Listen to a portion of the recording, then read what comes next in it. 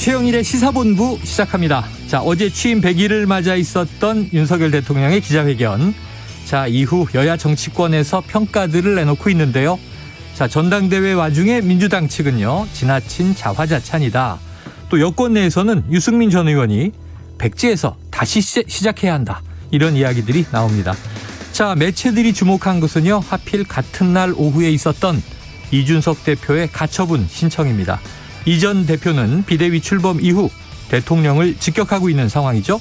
자, 윤 대통령은 관련 질문에 대해 잘 모른다. 이렇게 회피를 했는데요. 자, 그런데 이런 정치적인 공방이 흥미롭기는 하지만요. 자, 어제 20분간 이어진 대통령의 모두 발언 속에는 향후 펼쳐질 정책에 대한 구상이 참 많이 들어있었습니다. 반도체 인재를 육성한다. 원전을 살려냈다. 또 방산 세일즈 성공적이다. 자, 이런 대목이 정부와 여당 일각, 여당 내 당권 투쟁보다 중요한 이야기가 되겠죠. 자, 막대한 예산이 들고 한번 결정하면 한동안 돌이킬 수 없는 이 정책적 결정들에 대해서도 따져볼 것이 많습니다. 청취자의 숨소리까지 놓치지 않는, 청취자의 뜻만을 받드는 방송, 최영일의 시사본부죠. 바로 출발합니다.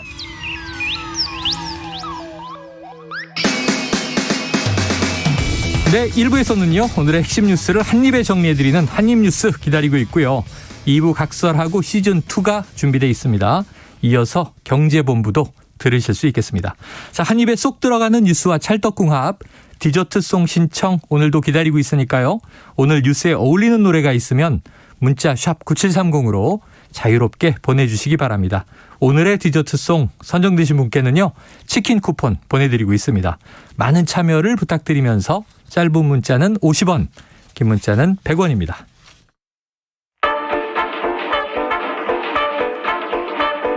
최영일의 시사본부 한입뉴스. 네, 목요일의 한입뉴스. 오늘 오창석 시사평론가와 박정호 오마이뉴스 기자가 대기하고 있습니다. 어서 오세요. 안녕하십니까. 어이구, 평론가님 오랜만이에요. 아주 오랜만에 뵙습니다. 네, 무슨 일이 있었어요?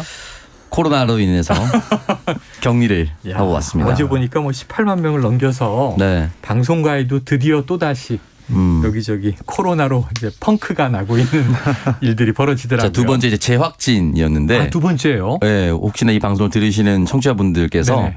격리 중에 아프시면 네. 해당 지역에 코로나 전담 병원이 있습니다. 아, 예. 인터넷이나 휴대폰으로 충분히 쉽게 검색하실 수 있고요.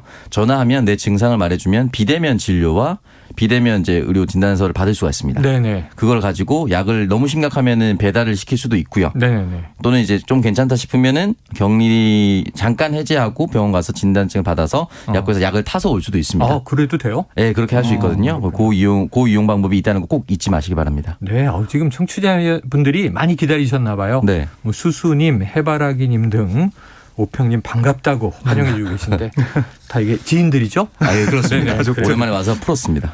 자, 일단 어제 이 윤석열 대통령의 취임 100일 기자회견 뭐 하루 넘어 굉장히 이제 여러 가지 평가, 이야기 이어지고 있고 또 이제 거기서 약간 좀 이제 미묘했던 발언들, 장면들이 있어요.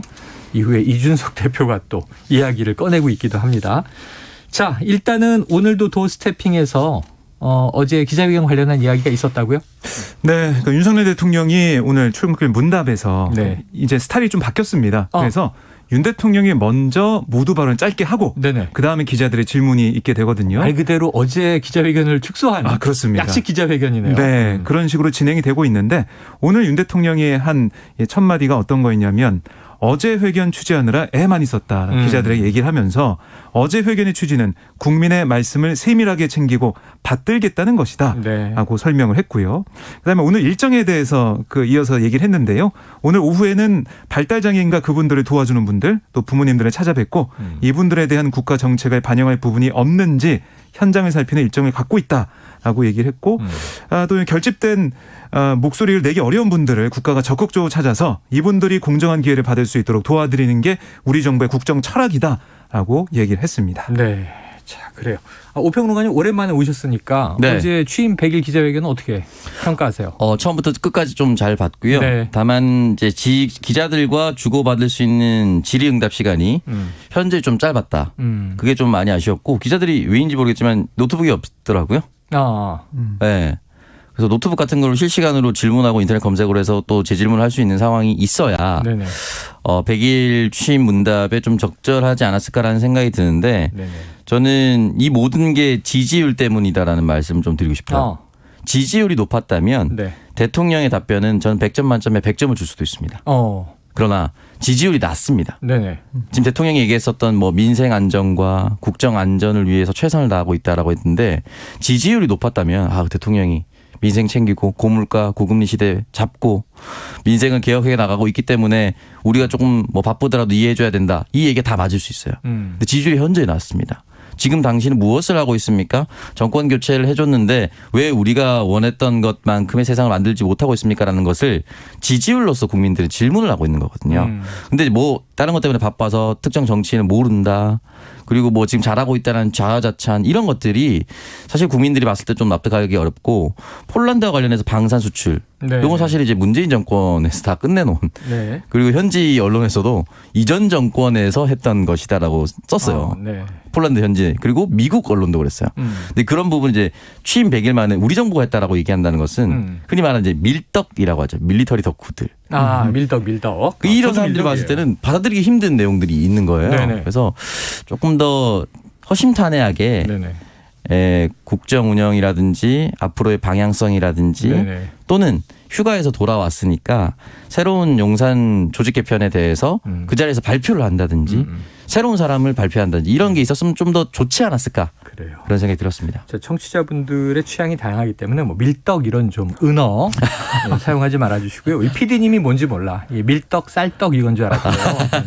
밀리터리 덕후의 줄임말. 네, 그렇습니다. 네, 자, 박 기자님. 그런데 어제 인적 쇄신에 대해서 좀 시원한 이야기가 안 나오다 보니까 네. 지금 제일 핵심은 뭐냐 하면 이제 지지율 문제 언급하셨지만 뭔가 지금 100일 동안의 반성 그리고 앞으로 어떻게 쇄신하겠다, 변신하겠다 이제 이런 기대를 했는데 뭔가 좀 언급은 했는데 애매했잖아요.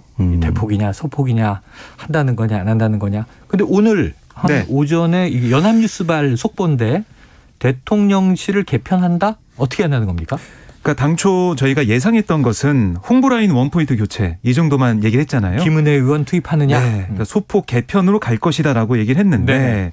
아예 이번 이제 국정운영 동력을 확보하기 위해서 직제 개편을 한다라고 좀 알려지고 있습니다. 네네. 그러니까 지금 보면은 대통령실이 뭐 이 실장 5수석 이런 체제로 네네. 운영이 되고 있어요.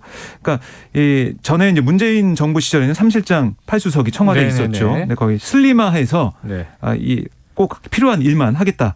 그 직제만 남겨놓겠다. 그래서 정책실 없어졌죠? 그렇습니다. 정책실이 없어져서 이 실장 체제로 돼 있는데 여기서 정책 기능을 좀 확보하고 강화하기 위해서 기획관리실장 좀 새로 좀 임명을 하는 그리고 더 나아가서 정책조정수석이나 국정기획수석을 신설해서 네네. 정책 기능을 좀 컨트롤타워 역할하는 거 좀 강화하면서 그리고 김대기 비서실장 산하에 있는 총무비서관실이나 관리비서관실 이런 곳을 기획관리실장 쪽으로 옮겨가지고 좀 더 김대기 실장의 업무를 좀 덜어주고 이 정무 관련 업무에 에너지를 집중할 수 있도록 하는 방향으로 간다라는 게 지금 알려지고 있는 내용입니다. 그래서 정책 조정 기능을 보완하기 위해 수석을 2명 더 두고 비서실장과 국가무실장 외에 실장을 한 자리 더 만들어서 기획관리실장으로 뭔가 이 짜임새를 만들어 가겠다. 국정 동력을 확보해 가겠다. 이렇게 보여지고요. 또 하나는 김은혜 전 의원을 신임 홍보수석으로 내정을 하고 기존의 최영범 수석은 홍보특보로 네네. 보낸다. 이런 얘기 나오고 있고 또 강인선 대변인 같은 경우도 국제 분야 전문가이기 때문에 외신 대변인 자리로 옮길 것이다. 그래서 대변인 교체도 있지 않을까라는 얘기가 나오고 있습니다. 교체인데 외신 대변인 기존에 있었나요? 청와대 시절에? 청와대 시절에 좀 있었던 걸로 기억을 하는데요. 네네. 외신 해외 대변인? 홍보 담당했었고 네. 해외 홍보 담당이 좀 있었고요. 그 네네. 문재인 정권 같은 이지수 대변인이라고 네네, 기억납니다. 그 문재인 대통령 취임 직전에 타임지 표지무대를 타임지에 했습니다. 표지로 실리면서 인터뷰가 크게 나왔죠. 네, 그때 이진수 비서관이 큰 역할을 했었던 걸로 알고 있었는데 그렇게 담당을 하는 기구가 있고 대한민국 국격이 높아지면서 해외 홍보를 담당하는 전담부서가 필요하다는 것은 네. 뭐 당연히 국민들도 동의할 거라고 봅니다. 자, 그런데 이제 우리가 기억하기로는 이제 이 인수위 시절부터 당선인 때부터 대통령실, 청와대를 축소하겠다. 그런데 이제 용산 집무실 이전 때문에 우리가 초기에 좀 많이 혼란스럽긴 했어요. 이제는 자리를 잡아가고 있는데 자, 그런데 결국은 이게 항상 보수 정권, 그럼 작은 정부 지향, 네. 뭐 진보 정권, 그럼 이제 정부가 할 일이 많으니까 큰 정부 이런 이제 좀 뭐랄까 도식화된 얘기들을 했었는데 결국은 다시 3실장으로 돌아간단 말이에요. 기존에는 정책실이었지만 이번에는 기획관리실이라는 명칭이 좀 다르긴 합니다만. 네. 자, 이 조직 개편안의 취지, 의도, 효과 어떻게 보십니까? 글쎄요. 저는 기획관리실, 이게 3실로 늘어가는 중에 하나의 실이 기획관리실인데 굉장히 불분명하다고 봅니다. 네네. 지금 현재로서는. 그리고 좀 우려스러운 점을 미리 말씀드리면 네. 기획관리실장을 새로 만드는데 그 밑에 총무비서관실과 관리비서관실 등이 들어간다고 했잖아요. 지금 총무비서관이 윤재순 비서관입니다. 네네. 임명 과정부터 굉장히 논란이 있었고 윤석열 대통령과의 친소 관계가 있었다라는 네. 것인데 윤재순 총무비서관을 지휘할 기획관리실장이 임명되려면 네. 윤재순 비서관도 인정할 만한 사람이 돼야 됩니다. 이 말을 바꿔서 말하면 또 한 번 검찰 인사가 갈 수도 있는 겁니다. 아, 기획관리실에. 이게 열려 있는 거예요. 네네네. 그러니까 요건 이게 이제 오평론가님의 개인의 이제 어떤 관측입니다. 네, 제 예상. 예측이고 이렇게 되지 않기를 바라는 마음에서 말씀을 드리는 네네네. 거고요. 그렇기 때문에 이 기획관리실이 굉장히 불분명하고 왜냐하면 정책실을 만들다면은 조금 더 정책에 집중하겠구나 누구나 예측할 수 이름에 다 드러나 있잖아요. 기획관리실은 무엇을 기획관리하시는 것인지 네네. 굉장히 불분명하거든요. 그렇기 때문에 이 부분에 있어서 기획관리실장이 누가 오느냐에 따라서 이 부처의 역할이 뚜렷하게 저는 보일 거라고 생각이 들고 네. 아주 안타깝게도 지금 검찰총장 후보자들이 막 몇 명 추천되는데 하마평에 오르지 못한 사람이 혹시나 이쪽으로 온다면 이건 정말 최악의 인사가 될 가능성이 네네네. 없기 때문에 절대 그렇게 되지 않길 바라고 그리고 정책 조정 수석 또는 뭐 국정기획 수석 세서 신설하겠다는데 이 부분은 긍정적으로 생각합니다. 네. 그러니까 여러 가지 이야기가 나왔지만 취임 100일 사이에서 지역에 대한 얘기가 없었다. 이 얘기가 나오지 않았습니까? 그러니까 지방경제, 그러니까 수도권과 비수도권의 격차 이 부분을 좁히기 위해서 얘기한 부분이 없었다라고 지역 언론들이 굉장히 불만을 표시하고 있는데 네. 두루두루 정책에 대해서 얘기하고 수도권과 비수도권에 대한 격차 해소에 대해서 얘기할 수 있는 사람이 온다라고 한다면 이 부분에 대해서는 저는 충분히 좀 큰 도움이 될 거라고 그래요. 봅니다. 자, 대통령실의 어제 기자회견에서도 나오지 않았던 조직 개편안 오늘 오전에 보도가 되면서 지금 막 이제 회자되고 이야기가 이제 나오고 있는데 요 내용 안에 보도들 내용 안에 제2부속실의 이제 설치, 부활 이건 아직 검토됐다는 얘기가 없어서 네. 자, 이거 거의 여사 관리 공식화 이건 어떻게 할 것인가 계속 물음표가 찍힙니다. 근데 국민의 말씀을 세밀하게 챙기고 받들겠다라는 오늘 또 얘기가 있었는데 숨소리 하나 놓치지 않겠다. 이런 표현이 등장했어요. 국민의 이제 말씀, 국민의 목소리 이걸 강조하고 있는데 사실 이 제2부속실 부활이나 민정수석실 기능 이게 좀 필요하다 이런 얘기는 여권 내에서도 나왔던 네네. 거거든요. 이거는 결국 여야 가릴 것 없이 필요하다는 얘기가 계속 나온 상황인데 이거는 좀 배제가 됐다는 거 이거 좀 어떻게 또 평가를 받을지 봐야 될 것 같고요. 결국 어제 윤석열 대통령의 기자회견과 오늘 이 직제 개편 얘기를 쭉 놓고 보면 정책을 열심히 하고 있는데 이게 정책 기능이 잘 정리가 안 되고 있다라는 판단한 것 같아요. 100일 동안. 네. 그리고 또 하나는 홍보가 잘 안 되고 있다. 이렇게 성과를 내고 있는데 홍보가 잘 안 되고 있기 때문에 이거를 강화해서 국민들한테 얘기를 하고 납득을 시키고 설득을 시키고 결국은 중도층의 이 지지까지 얻어내겠다는 생각을 하는 것 같습니다. 이게 공식화가 좀 됐으면 좋겠어요. 민정수석실, 제2부속실이 정말 필요하다고 느끼는데 최근에 그 대통령 광저 이제 공관이죠. 리모델링 공사를 수의 계약한 대표가 김건희 여사의 추천으로 대통령 취임식에 초청된 것으로 확인됐다라고 지금 10분 전에 한겨레 단독으로 나왔습니다. 그래요. 네네. 그러니까 이걸 말씀드리는 이유가 김건희 여사가 대통령 취임식에 누군가 추천할 수 있죠, 당연히. 네네. 추천할 수 있는데 과연 이것이 체계적으로 움직이고 있는 것인가. 대통령 취임식에도 초청이 됐고 이 업체 대표를 제가 다시 언급한 이유가 이 업체는 코바나 컨텐츠의 후원사였는데 현금 지원 받지 않았고 감사의 표현이었다. 그 업체군요. 그러면 감사의 표현으로 도대체 뭘 받았길래 대통령 취임식도 초청받고 네. 관저 리모델링도 맡은 것인가. 이 부분에 대한 의문이 또 나올 수밖에 없어요. 그러니까 이 부분에 대해서는 총체적으로 정확한 해명을 하기 위해서라도 이 부속실이 필요한 거고요. 네, 공식적인 네. 팀 조직이 필요하다. 국민들이 원하고 있고 여권이 원한다면 대통령실도 여당과는 당연히 함께 갈 거잖아요. 네. 그러니까 국민의힘의 의견을 좀 받아주셨으면 좋겠습니다. 그래요. 자, 대통령실에서는 이제 오평론가의 의견도 좀 경청해 주세요. 아주 까다로워요, 요청이. 왜냐하면 검증을 철저히 해달라.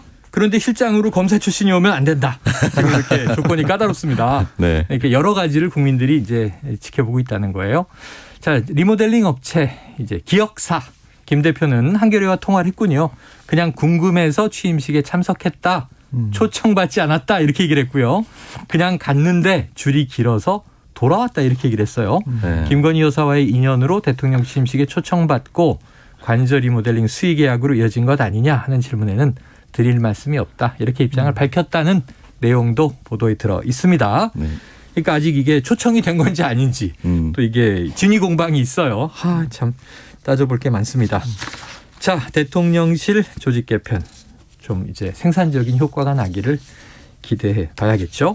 자, 드디어 국민의힘 비대위가 출범을 했죠. 그렇습니다. 오늘 첫 회의가 있었습니다. 오늘 첫 회의입니까? 그렇습니다. 네네. 첫 공식 회의가 있었고요. 오늘 그 회의장을 보니까 백드롭이라고 하죠. 그 뒤에 이제 거는 네네. 배경에 혁신과 변화로 거듭나겠습니다. 네네. 라고 돼 있더라고요. 그래서 오늘 주호영 위원장이 첫 이제 발언을 하면서 무겁고 찹찹한 심정이다. 정당이 있어서 비대위는 가급적 구성되지 않는 게 제일 좋은 일인데 라고 말문을 열면서 국민과 당원 여러분께 먼저 반성하고 사과드린다. 네. 이렇게 얘기를 하면서 첫 일정을 시작을 했습니다. 이 당의 내용상을 언급하면서 비대위원들이 다 기립을 해서 일어서서 국민 여러분께 고개 숙여 허리 숙여 인사하는 그 모습도 볼 수 있었는데요. 사과의 절이었겠죠. 그렇습니다. 반성과 혁신을 정말 잘 해내겠다. 이런 다짐을 오늘 볼 수가 있었습니다. 자, 그런데 주허영호가 이제 출범을 했습니다. 그런데 약간 혼선이 있었던 게요. 오평론가님 이게 자, 원래 사무총장으로 박덕흠 의원 이름이 올랐어요. 그런데 바뀌었어요. 김석기 의원으로. 네. 박덕흠 의원은 고사를 했다. 이렇게 이제 전해지고요.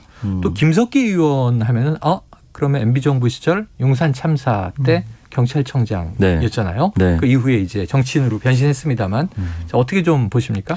일단은 주호영 위원장의 이야기를 들어보면은 사무총장은 재직 기간이 짧을 수 있다는 점을 고려해서 네. 또 이제 비대위가 끝나고 또 새 당대표가 들어오고 하면은 또 바꿔야 되니까 네. 그걸 고려해서 조직 부총장을 역임했던 재선의 김석기 의원을 임명했다라고 네. 일단은 이제 이야기를 남겼고요. 그 이야기를 그냥 고지고대로 받아들이는 것이 맞는 것인지, 네네. 예, 아니면은 뭐 또 다른 이면이 있을지는 좀 더 지켜봐야 될 것 같은데 네. 지금 비대위의 입장과 그리고 용산의 의지는 빨리 이 비대위 체제를 끝내는 게 목표인 것 같습니다. 전당대회를 조기한다. 네. 네. 그러니까 이 비대위를 길게 가져갈 생각 자체가 없기 때문에 만약에 길게 가져갈 생각이 없다라고 생각한다면 박덕흠 의원이 지금 이걸 맡아서 또 바뀔지도 모르는 이 상황에 미리 가 있는 것이 불편할 수도 있겠죠. 네. 네, 또는 새 당대표가 만들어진다면 거기에서 또 다른 역할을 하고 싶을 수도 있는 것이고요. 네. 네. 그런데 거기서 위원장의 권한이 큰데 애초엔 2달 정도 관리형 비대위로 가다가 조기 전대하지 않겠느냐 예측했는데 주호영 위원장이 뭐 2달로 그렇게 할 수 없다. 6개월 이상 필요하다. 그래서 지금 조기 전대는 그럼 올해는 어렵겠다. 내년 총가 이렇게 보고 있잖아요. 네. 자, 이게 어떻게 될지 지켜봐야 될 상황입니다. 자, 지금 12시 39분을 향해 가고 있는 시간인데요. 점심시간 교통 상황을 좀 확인하고 이어가도록 하겠습니다. 교통정보센터의 유화영 리포터 나와주세요. 네, 이 시각 교통정보입니다. 고속도로는 수도권 제1순환고속도로 경기 서쪽으로 어려운데요. 판교에서 일산 방향, 청계터널 부근 1, 2차로에서 사고 나면서 판교부터 정체입니다. 승용차에 불이 난 사고였는데요. 2시간째 사고 처리하는 만큼 조심해서 지나셔야겠습니다. 반대 판교 쪽으로는 계양에서 송내까지 정체고요. 그 사이 서운분기점 2차로에는 사고도 났습니다. 한편 작업 때문에 불편한 곳이 있는데요. 중부 내륙고속도로 창원 방향 감곡 부근에서 공사하면서 정체가 극심합니다. 다른 노선을 이용하시는 게 좋겠고요. 반대 양평 쪽으로는 충주와 북충주 부근에서 공사하면서 정체입니다. KBS 교통정보센터였습니다.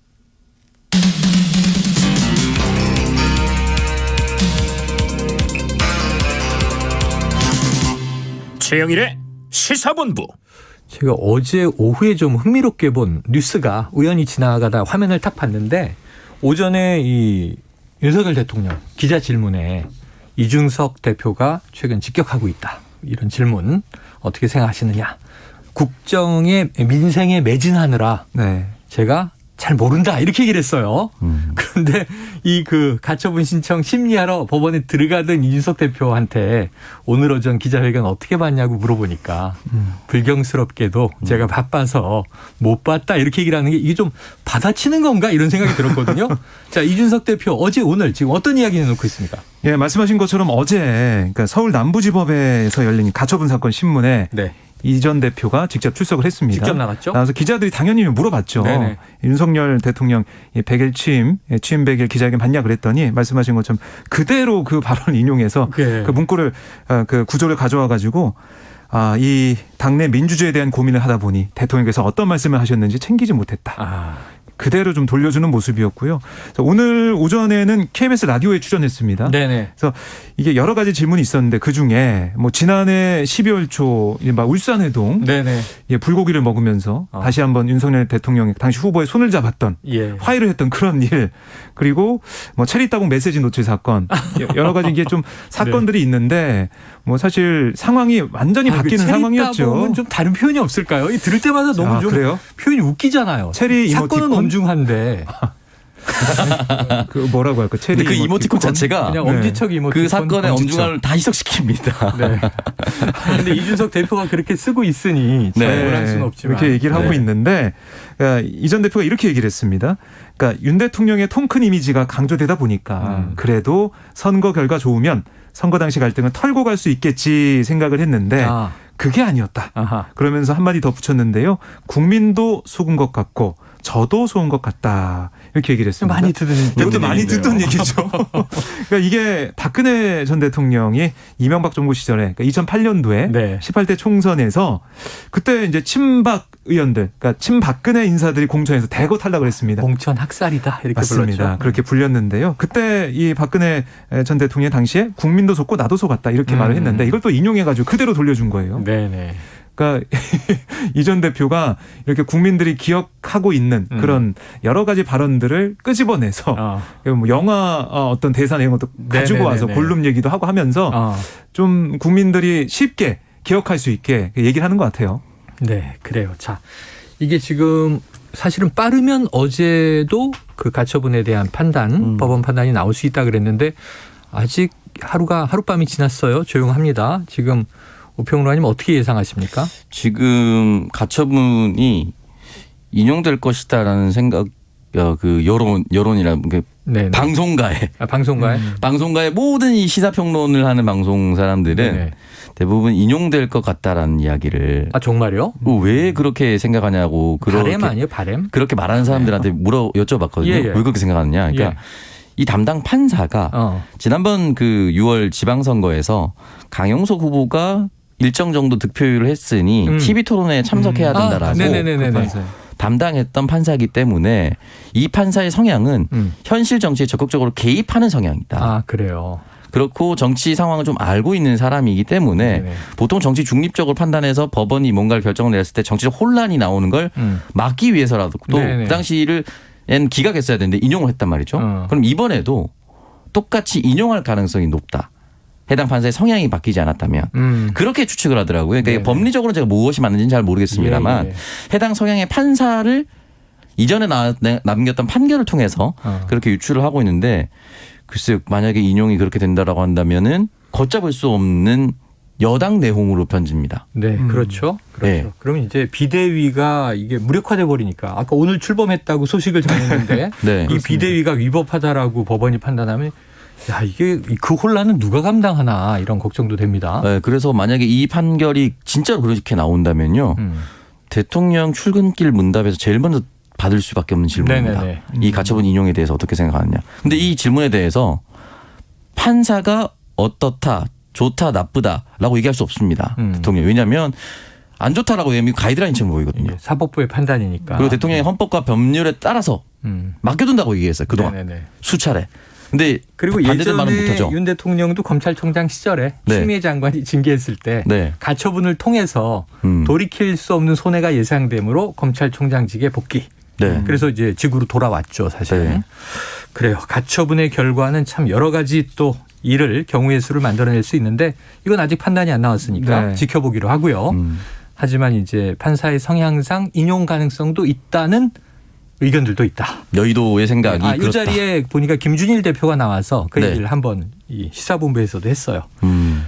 자, 이런 상황에서 지금 자, 윤석열 대통령 새 정부 첫 검찰총장 어찌 보면 본인의 후임자 아니겠습니까? 그렇죠. 지명을 한 거예요? 한다는 거예요. 이제 할 거라고 지금 예상이 되는 거예요. 근데 왜냐하면 이름 석자가 다 보도가 되네요. 그러니까 왜냐하면 한동훈 이 법무부 장관이 네. 이 이원석 대검 차장 검사를 뭐 추천했기 때문에 윤 대통령이 이 이원석 대검 차장을 새 정부 이제 초대 검찰총장 지명할 거다. 어제는 후보가 4명이던데요.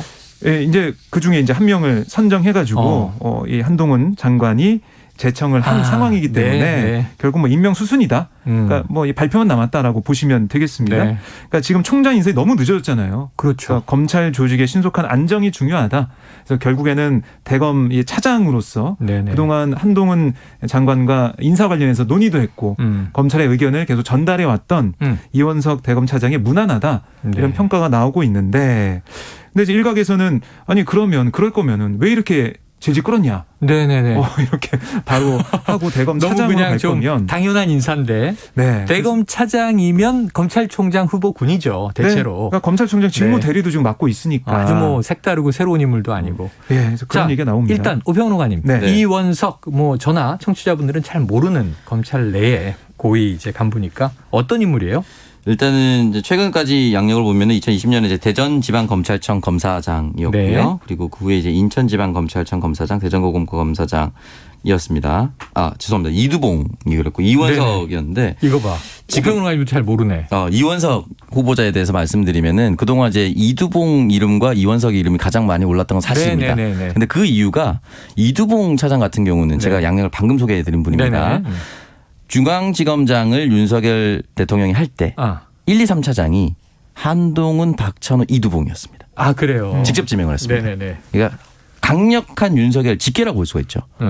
근데 이제 이 강력한 윤석열 직계다 보니까 조금 더 눈치를 보고 어차피 법무부 장관에 한동훈 장관이 있으니 이 검찰총장은 똑같은 사람을 내세워서 조금 비판을 받는 것보다는 네. 무난한 인사로 갈 것이다라는 이야기를 많이 했고 네네. 그것 때문에 법무부와 검찰 인사를 다 끝내놓고 검찰총장이 누가 되더라도 뭔가 쥐락펴락 좌지우지 못하게 하는 사람을 쓸 것이다. 그래서 강력하게 가까웠던 이두봉 차장이 아니라 이원석 후보가 될 것이다라는 얘기가 많이 네네. 돌았습니다. 아마 이렇게 표현하면 아마 이원석 후보는 굉장히 기분이 나쁠지 모르겠지만 적어도 여의도 정가에서는 물에 물 탄 듯, 술에 술 탄 듯 또는 아무것도 하기 어려운 상황에서 네네. 이 사람을 임명했다라는 것이 중론입니다. 어찌 보면 이제 뭐 이 과거 윤석열 총장의 뭐 신복은 아니었다. 네. 하지만 특별히 색채가 없는 인물이다. 네.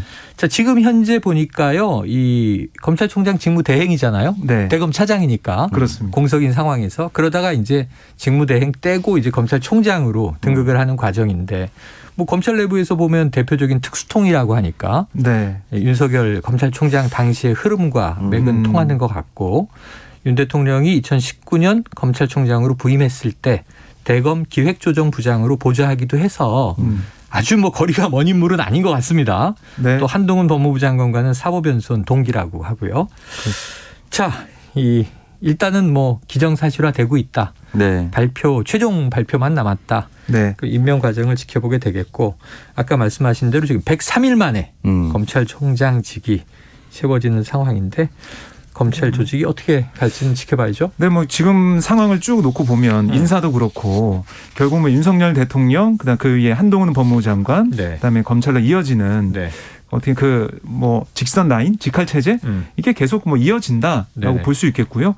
검찰총장이 비어 있는 상황에서도 지금 뭐 윤석열 정부 하에서 여러 가지 수사나 이런 것들은 다 진행이 되었기 때문에 검찰총장이 누가 되냐 이렇게 뭐 중요했을까라는 네. 의문 부호도 지금 지키고 있는 상황입니다. 그래요. 자, 그 와중에 그럼 검찰 조직이 있으면 이제 최근에 행안부에 신설된 경찰국 오늘 말이죠. 국회에서 네.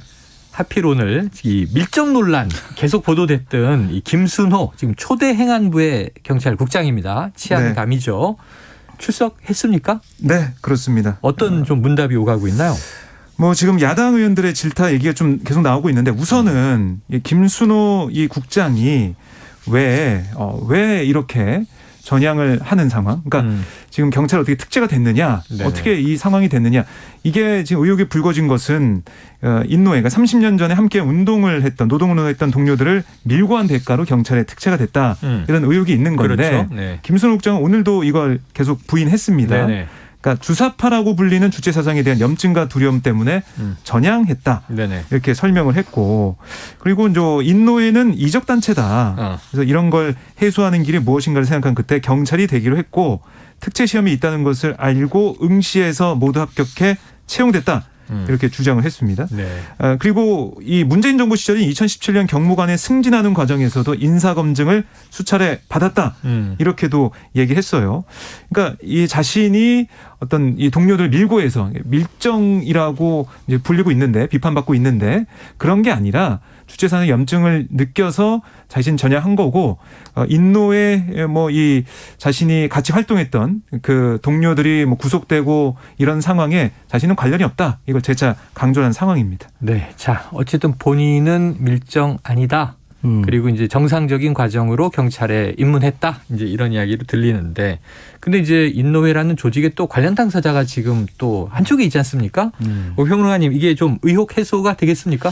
그래서 본인은 당연히 아니라고 얘기를 하겠죠. 네네. 그런데 그 의혹들과 정황적 증거가 계속해서 나오고 있는 거예요. 그러니까 김순호 경감이 채용된 전후로 이게 완전히 조직이 와야 됐거든요. 네네. 그러니까 내부에서 알 수 없는 내부에 있는 사람이 아니라면 알 수 없는 정보들이 다 흘러나갔다는 네네네. 거 아니겠습니까? 그게 묘하게 그 경찰 채용 시기와도 겹쳐 있고 그리고 그 문서가 남아 있다고 하는데 네. 과연 문서에 남아 있는 정보 접근은 내부 경찰 말고 또 모릅니다. 그래서 내부 경찰들이 지금 경찰국을 반대하고 있기 때문에 네.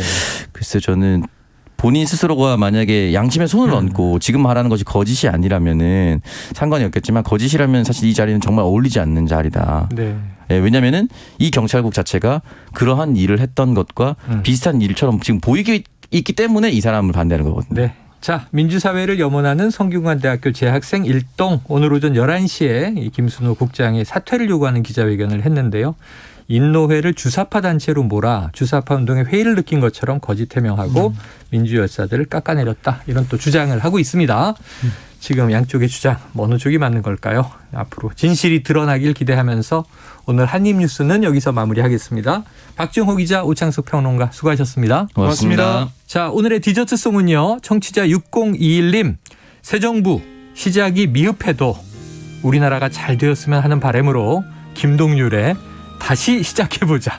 자, 다시 한번 시작해보자 신청하셨습니다. 잘 좀 해봅시다 하셨는데 잘해주길 기대하면서요. 노래 들려드리고요. 저는 2부로 돌아옵니다.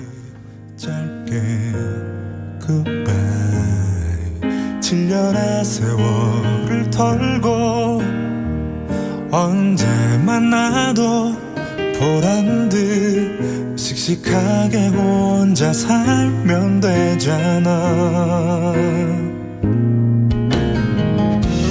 잘 됐잖아 둘이라 할 수 없던 일 맘껏 뭐든 나를 위해 살아보자 주기만 했던 사랑에 지쳐서 꽤나 많은 걸 목말라 했으니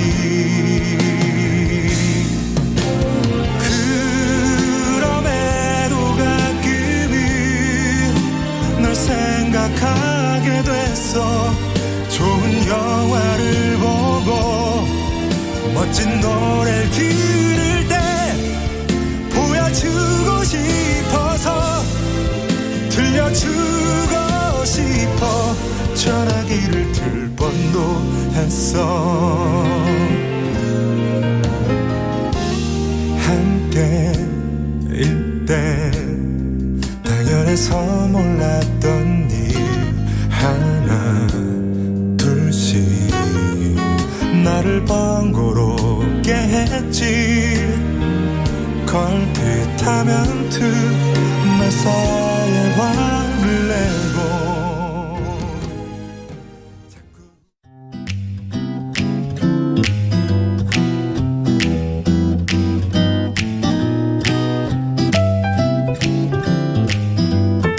안녕하세요. 바른말 고운말입니다.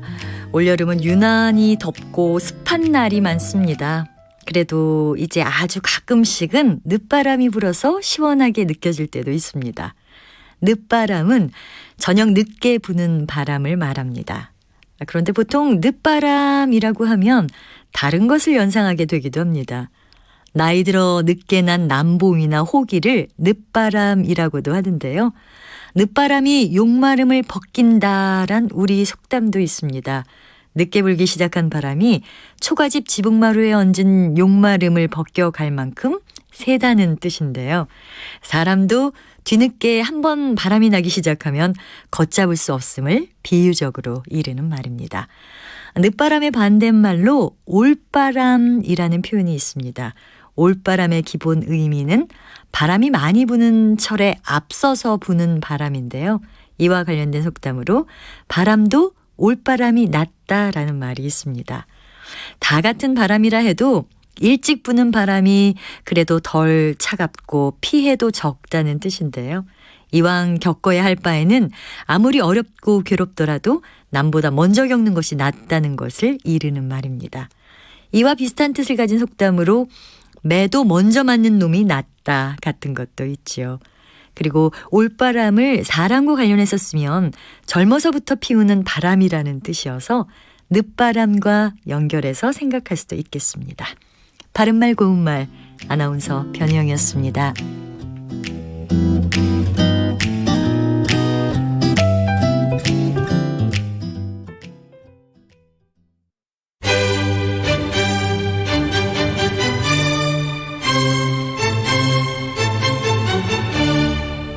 여유로운 저녁 시간, 고품격 시사토론과 함께하세요.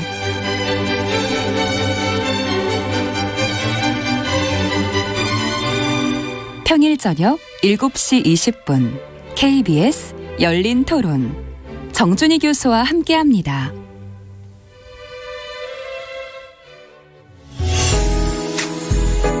역사, 예조판서 그다음에 좌천성을 지낸 유근이라는 분, 이분이 경제, 달러가 좀 전 세계적으로 좀 귀해졌습니다. 음악까지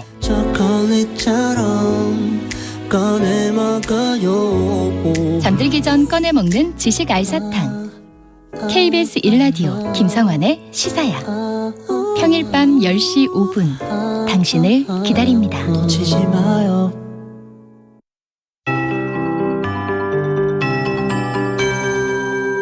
KBS 58분 날씨. 하늘에 구름만 많은 가운데 어제보다 볕이 강해지고 있습니다. 현재 강원 영서와 대구, 경북 남부, 광주와 전남 내륙에 폭염주의보가 내려진 가운데 대구의 기온이 30도 가까이 올랐습니다.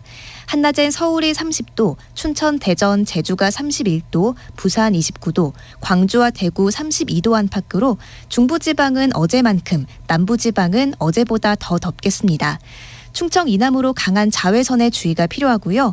실제 기온보다 체감하는 더위는 2도 정도 더 높아서 건강관리 잘 해주셔야겠습니다.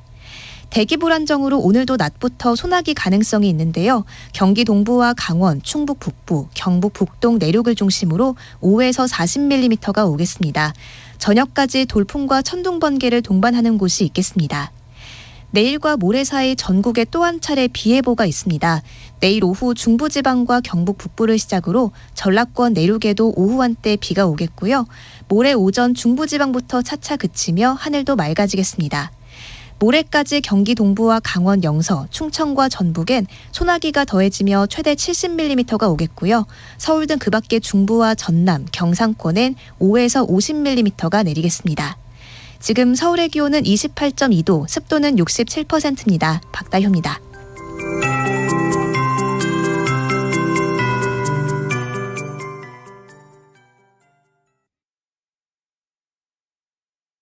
정성을 다하는 국민의 방송 KBS가 한시를 알려드립니다. AM 711kHz, FM 97.3MHz, KBS 1라디오입니다. HLKA.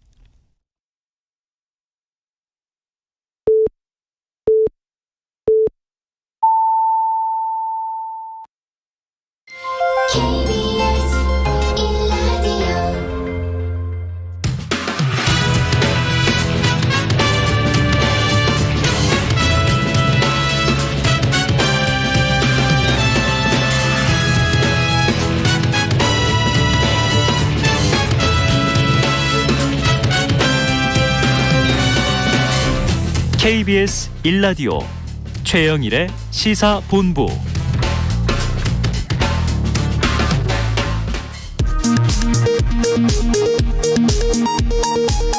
이 시각 라디오 정보센터 뉴스입니다.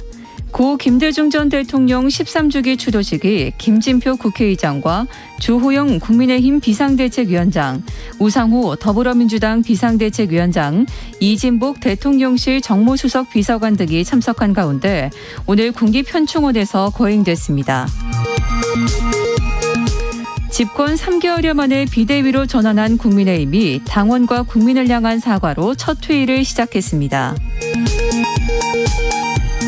이준석 전 국민의힘 대표는 오늘 KBS 라디오 최경영의 최강시사에 출연해 윤석열 대통령을 겨냥해 국민도 속고 나도 속았다고 말했습니다.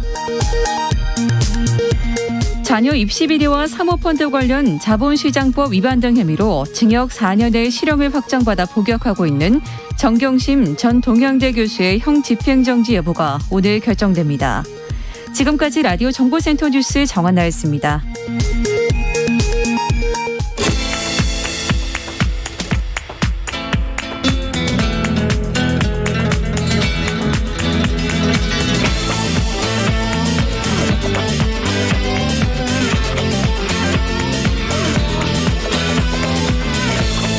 네, 정치권의 허심탄회한 속내를 들여다보는 시간입니다. 각설하고 시즌2. 자, 오늘은요, 장성철 공론센터 소장, 현근택 변호사 두 분 나오셨습니다. 어서 오세요. 네, 안녕하세요. 장성철입니다. 네, 현 변호사님 나와 계시죠? 네, 안녕하세요. 네. 같은 붙어있는 스튜디오인데 방이 격리되어 있습니다. 자, 뭐 조금 혼란은 없을 것 같아요. 네. 자, 오늘 두 분이 꼽으신 키워드를 가지고 이야기를 나누다가 중간엔 또 모 국회의원을 전화 연결해 볼 예정입니다. 먼저 두 분이 꼽으신 키워드는요. 현근택 변호사 맹탕 기자회견, 또 장성철 소장께서는 당헌 80조 꼼수 개정. 네, 이렇게 꼽아오셨네요. 네. 자, 현 변호사님 키워드로 먼저 문을 열어보죠. 맹탕 기자회견. 어제 윤석열 대통령 취임 100일 기자회견을 언급하시는 것 같은데 맞습니까? 그렇죠. 어제 뭐 100일 기자회견이라 그래서 기대가 굉장히 많았거든요. 네. 왜냐하면 그동안 뭐 출근길 문답도 여러 번 했었지만 네. 그 당시에는 좀 시간이 짧고 이러다 보니까 구체적인 어떤 질문 이런 거에 답변을 많이 못하지 않겠느냐 이러면서 좀 곤란한 질문이라든지 아니면 최근에 이제 이슈가 되고 있는 질문들에 대한 답변이 있지 않겠느냐 네. 예상을 많이 했는데 완전히 예상이 빗나가는 이제 그런 답변이 됐죠. 왜냐하면 사실은 이제 뭐 지지율이 왜 낮은지라든지 아니면 예를 들어서 뭐 인적 쇄신 할 거냐라든지 아니면 뭐 이준석과 관련된 거 어떻게 할 거냐라든지 뭐 김건희 여사와 관련된 건 아예 질문도 안 나왔고 네. 그러다 보니까 사실은 뭐 어제 기자회견을 왜 했느냐. 그러니까 원래 사람들이 뭐 그래도 기대가 좀 있었던 것 같은데 네네. 광복절 경축사도 그렇고 이번에 100일 기념 기자회견도 그렇고 역시 달라지지 않는구나. 네. 그런 걸 아마 재확인시켜준 기자회견이었던 것 같습니다. 그래서 맹탕이다 이렇게 평가하셨는데 자 그럼 장 소장님 네. 이 현 변호사님 평가에 동의하세요? 아니, 현 변호사님이 맹탕 기자회견이라고 하면 네. 저는 아니다. 매운탕 기자회견이다. 아 매운탕. 네, 충실하다라고 충실하다. 얘기를 해야 되는데 참 네. 공감해요. 아 공감이에요? 네. 왜냐하면은 국민들이 듣고 싶어 했던 얘기들이 네네네. 있잖아요. 이준석 대표에 대해서는 어떻게 생각하고 어떻게 하실 거예요? 김건희 여사 관련해서는 어떤 입장이세요? 인적 쇄신에 대해서는 어떻게 하실 거예요? 세 가지 중요한 화두에 대해서 네. 원론적이거나 회피하는 말씀만 하셨거든요. 네네. 그래서 국민들이 듣기에 또 저 같은 사람이 듣기에는 내용이 없지 않았느냐라는 좀 생각이 네네. 들어요. 근데 놀란 거는 있어요. 예. 와, 윤석열 정권 100일 동안 정말 많은 일을 하셨구나. 엄청난 일을 네. 하셨구나. 처음에 21분인가요? 네네. 20분 동안. 20분 동안은 모두 본인이 뭐 그동안 해왔던 일에 대해서 뭐 민주당은 자화자찬이라고 하지만 네네. 여러 가지 성과에 대해서 얘기하셨잖아요. 그래서 규제개혁 140건 네, 등. 의미 있는 일들을 많이 하셨구나라는 생각이 들었는데 네네. 어쨌든 저러한 기자회견의 하이라이트는 일문일답이잖아요. 그렇죠. 그래서 기자들의 묻는 것에 조금 답변이 네네. 좀 부족했다라고 볼 수밖에 없습니다. 부족했다. 자, 저는 그거도 네네. 동의하지 않아요. 아, 동의하지 왜냐하면 사실은 이제 네. 기자회견이라는 게 아시겠지만 예전에 대통령들도 뭐 기자회견 하면 간단하게 뭐 기자회견의 취지라든지 오늘 뭐 이렇게 하겠습니다라든지 뭐 이런 정도 설명하지. 네네. 정책 홍보는 다른 시간에 하면 돼요. 기자회견식을 할 필요 없고 네. 어제 정책 홍보도 보면 대부분 뭐 민주당 정부에서 했던 거 반대로 네네. 탈원전 잘했다. 뭐 그런 거잖아요. 가장 논란 소주성 폐지했다. 아니 그거는 선거 때 다 한 거예요 이미. 네네. 그러니까 충분히 다 예상되던 거고 어제 가장 논란이 됐던 게 이제 부동산 전세값 안정시켰다 이거잖아요. 네네. 근데 그거를 왜냐하면 대통령 취임하기 전부터 하락세였어요. 전 세계적인 뭐 금리 인상이라든지 이런 것 때문에 한 것이라서 만약에 그렇게 말씀하시면 지금 금리 인상도 성과고 다 그렇게 얘기해야 되는 거예요. 지금 인플레도 성과고 다 얘기해야 되는 건데. 고물가도 성과입니까? 아 그렇죠. 근데 그런 거 얘기할 때는 외부 요인이라 그러고 지금 그런 것 때문에 지금 집값이 어찌 보면 하락 국면인데 오히려 그거를 어떻게 성과로. 해결할지 아니면 그거에 대한 대책. 예를 들어 금리가 올라서 연끌하신 분들이 이게 뭐 이자가 높다 보니까 굉장히 어려움을 겪고 있는데 이걸 어떻게 하겠다. 이렇게 나와야 대통령다운 것이지. 아니 당연히 아는 이미 벌어진 현상에 대해서 그것도 성과라고 자화자찬하면 그럼 한계 너무 없는 거 아닌가? 그리고 대부분 보니까 뭐 민주당 문재인 정부 반대한 거 내가 잘했다라고 20분 동안 얘기할 거면 기자회견 뭐하러 해요? 할 필요 없는. 두 분이 너무 호흡이 잘 맞으셔가지고 부럽다라는 좀 생각이 들고 아니 집값 하락세였는데도 만약 윤석열 정권이 잘못해가지고 상승세로 반전시켰으면은 그건 잘못된 거잖아요. 그렇죠. 그 하락세를 계속 유지하게 만든 것도 정권의 실력이 아니냐. 네네. 그렇게 좀 평가해 주세요. 장 소장님의 방어가 잘 나오네요. 제 방어하면서도 조금 이상한 것 같아요. 자, 그럼 맹탕 기자회견이냐 매운탕 기자회견이냐 뭐 두 분의 이제 이 평가는 비슷한데 강론으로 이제 보면 저기 현 변호사님. 그래도 뭐 저 진영은 다르시지만 한번 여쭤볼게요. 55분 내내 맹탕이기만 했겠는가? 그래도 장점 좋았던 점은 없는가? 칭찬 하나. 저도 이거 보고 아무리 생각해봐도 기억이 안 나가지고 왜 그러냐면 사실은 이제 기자회견 하면은 뭔가 예를 들어서 뭐 이제 대통령실이나 여당에서는 그런 얘기는 했잖아요. 뭐 A4지 없고 프롬폰트 없다 뭐 얘기하는데 그게 그렇게 중요한 게 아니거든요. 그러니까 질문을 어떻게 선정하느냐도 굉장히 중요한데 예를 들어서 뭐 김건희 논란이라든지 아니면 뭐 예를 들어서 뭐 특별감찰관이라든지 제1부속실이라든지 이런 질문 자체가 안 나왔어요. 그러다 보니까 아니 그거는 사실은 안 물어봐도 오히려 처음에 모두 발언해서 예를 들어서 특별감찰관 설치하겠습니다. 제2부속실은 좀 이름이 그런 것 같으니까 뭐 제1부속실로라도 만들겠습니다라든지 뭔가 이게 나왔으면 굉장히 이제 칭찬할 것 같은데 제가 보기에 좋았던 부분은 유일하게 말씀하신 것처럼 뭐 프롬프트가 없었다는 건데 그게 기자회견에서 중요한 문제가 되나요? 그래서 저는 그거조차도 아닌 것 같다. 자, 현 변호사님이 그 문제를 지금 이제 장점 찾기 어렵다. 칭찬할 점이 없다. 근데 이제 운을 띄우셨으니까 지금 이 김건희 여사 문제나 뭐 체리따봉 또는 뭐 EXX 최근에 뭐 논란 굉장히 많죠. 그런데 이제 소위 말하는 기자들의 매운맛 질문이 없었다.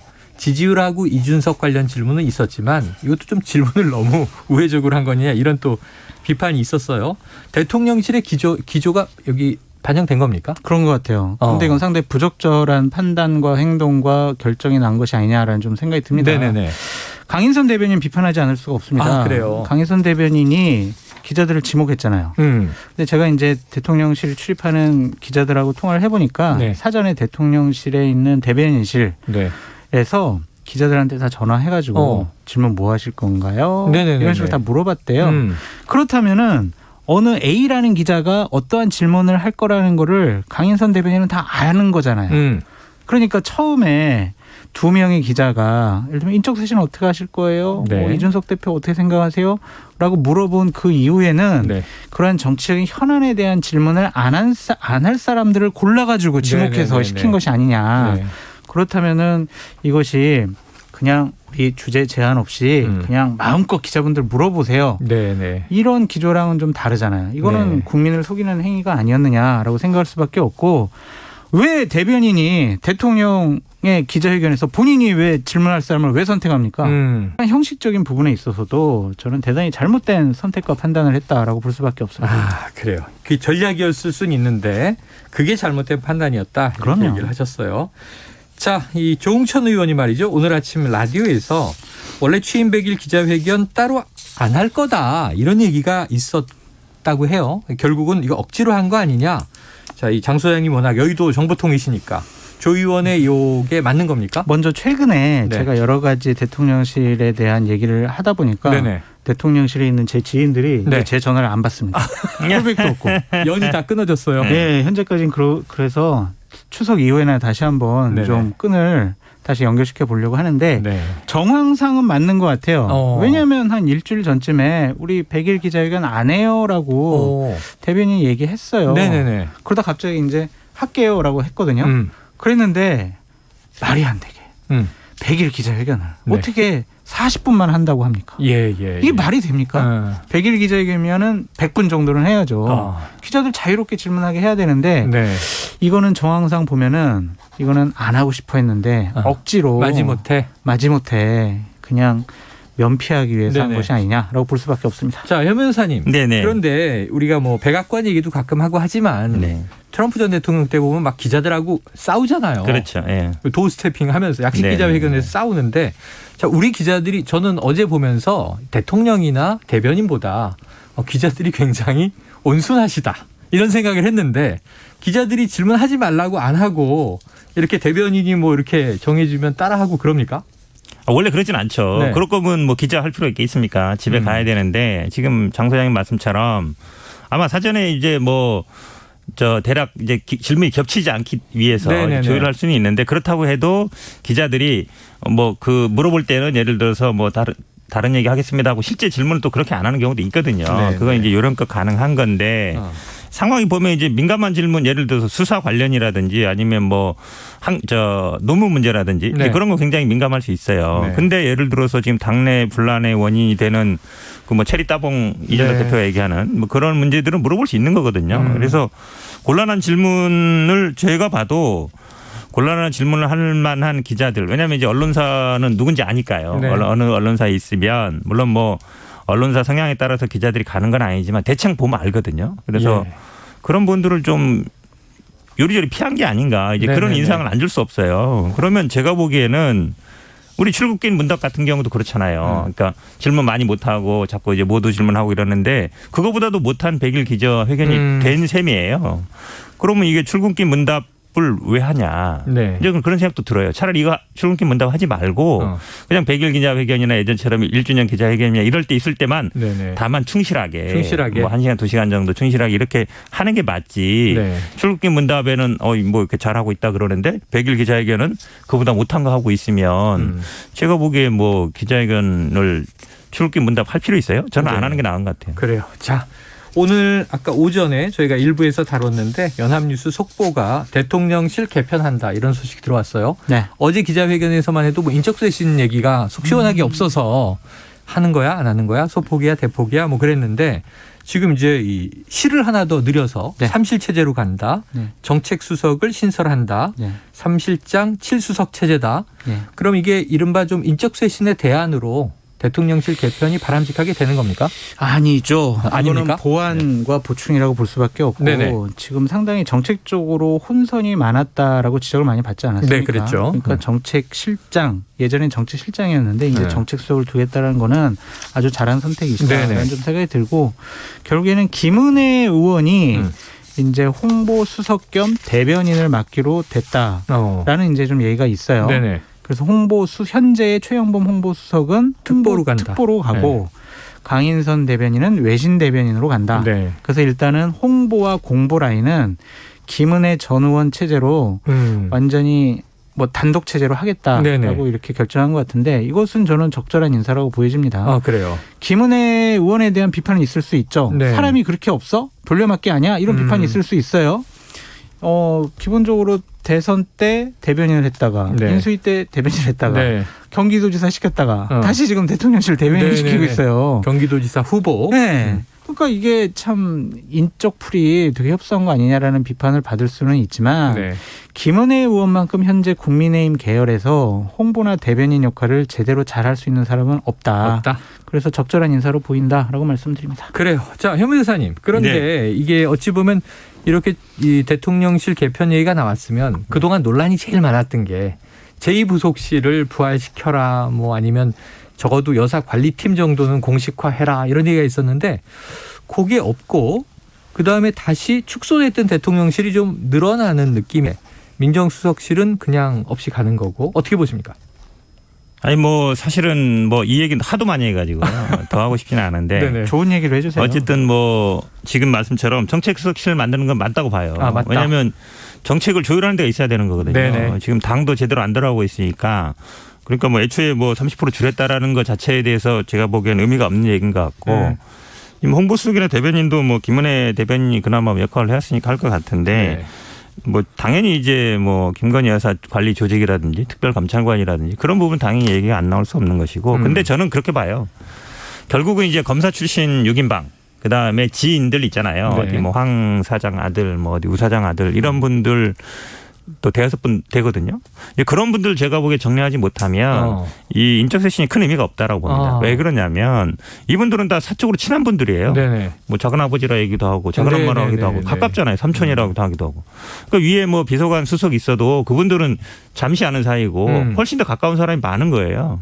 그러니까 사적 관계가 훨씬 더 영향력을 미치고 있다는 거죠. 네. 그럼 공조직을 아무리 사람들 바꿔도 그 사람들이 힘을 쓸 수 있겠어요? 그래서 저는 오히려 물론 이런 분들 뭐 당연히 홍보수석이라든지 뭐 정책실 만드는 것도 맞지만 검찰 출신 측근 지인들을 물려야 된다. 정리한다. 그래야 제가 보기에 공조직이 돌아간다고 봅니다. 근데 저기 잠깐만 반박을 하면 한 변호사님 얘기한 반만 제가 동의하고 반은 반박을 하고 싶은 게 사적인 인연을 가진 사람들을 통해서 대통령실의 의견이 좌우가 될 수가 있다.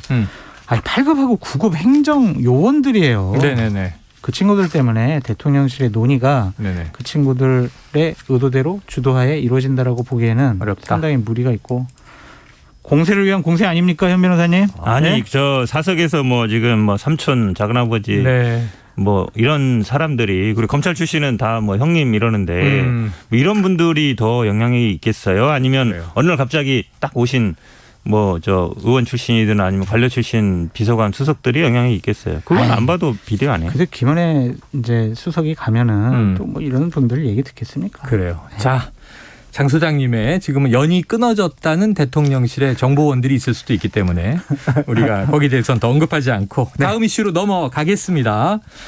자, 두 번째 키워드 장성철 소장께서 꼽으신 당헌 80조 꼼수 개정. 민주당 어제도 또 속보로 결정이 나와서 민주당 이래서야 되겠습니까? 개정한다 그랬다가 유지한다 그랬다가 꼼수입니다. 꼼수다. 국민들께서 눈을 부릅뜨고 민주당이 허튼 짓을 안 하도록 계속 감시해야 된다라고 말씀을 드립니다. 오랜만에 언성을 높이시네요. 당헌 80조 꼼수 개정. 이거는 정말 상당히 문제다라고 볼 수밖에 없습니다. 결국은 그 많이들 이야기하는 방탄용이다 이렇게 보시는 거예요? 방탄용이라고 볼 수밖에 없죠. 그래서 이제 이재명 이제 당대표가 되시겠죠. 그분이 이제 개항을 출마하면서 방탄복 하나 입고 또 이제 또 당대표 됨으로써 한 겹 더 입고. 아니 근데 또 80조를 고치면서 유지한다는 거잖아요.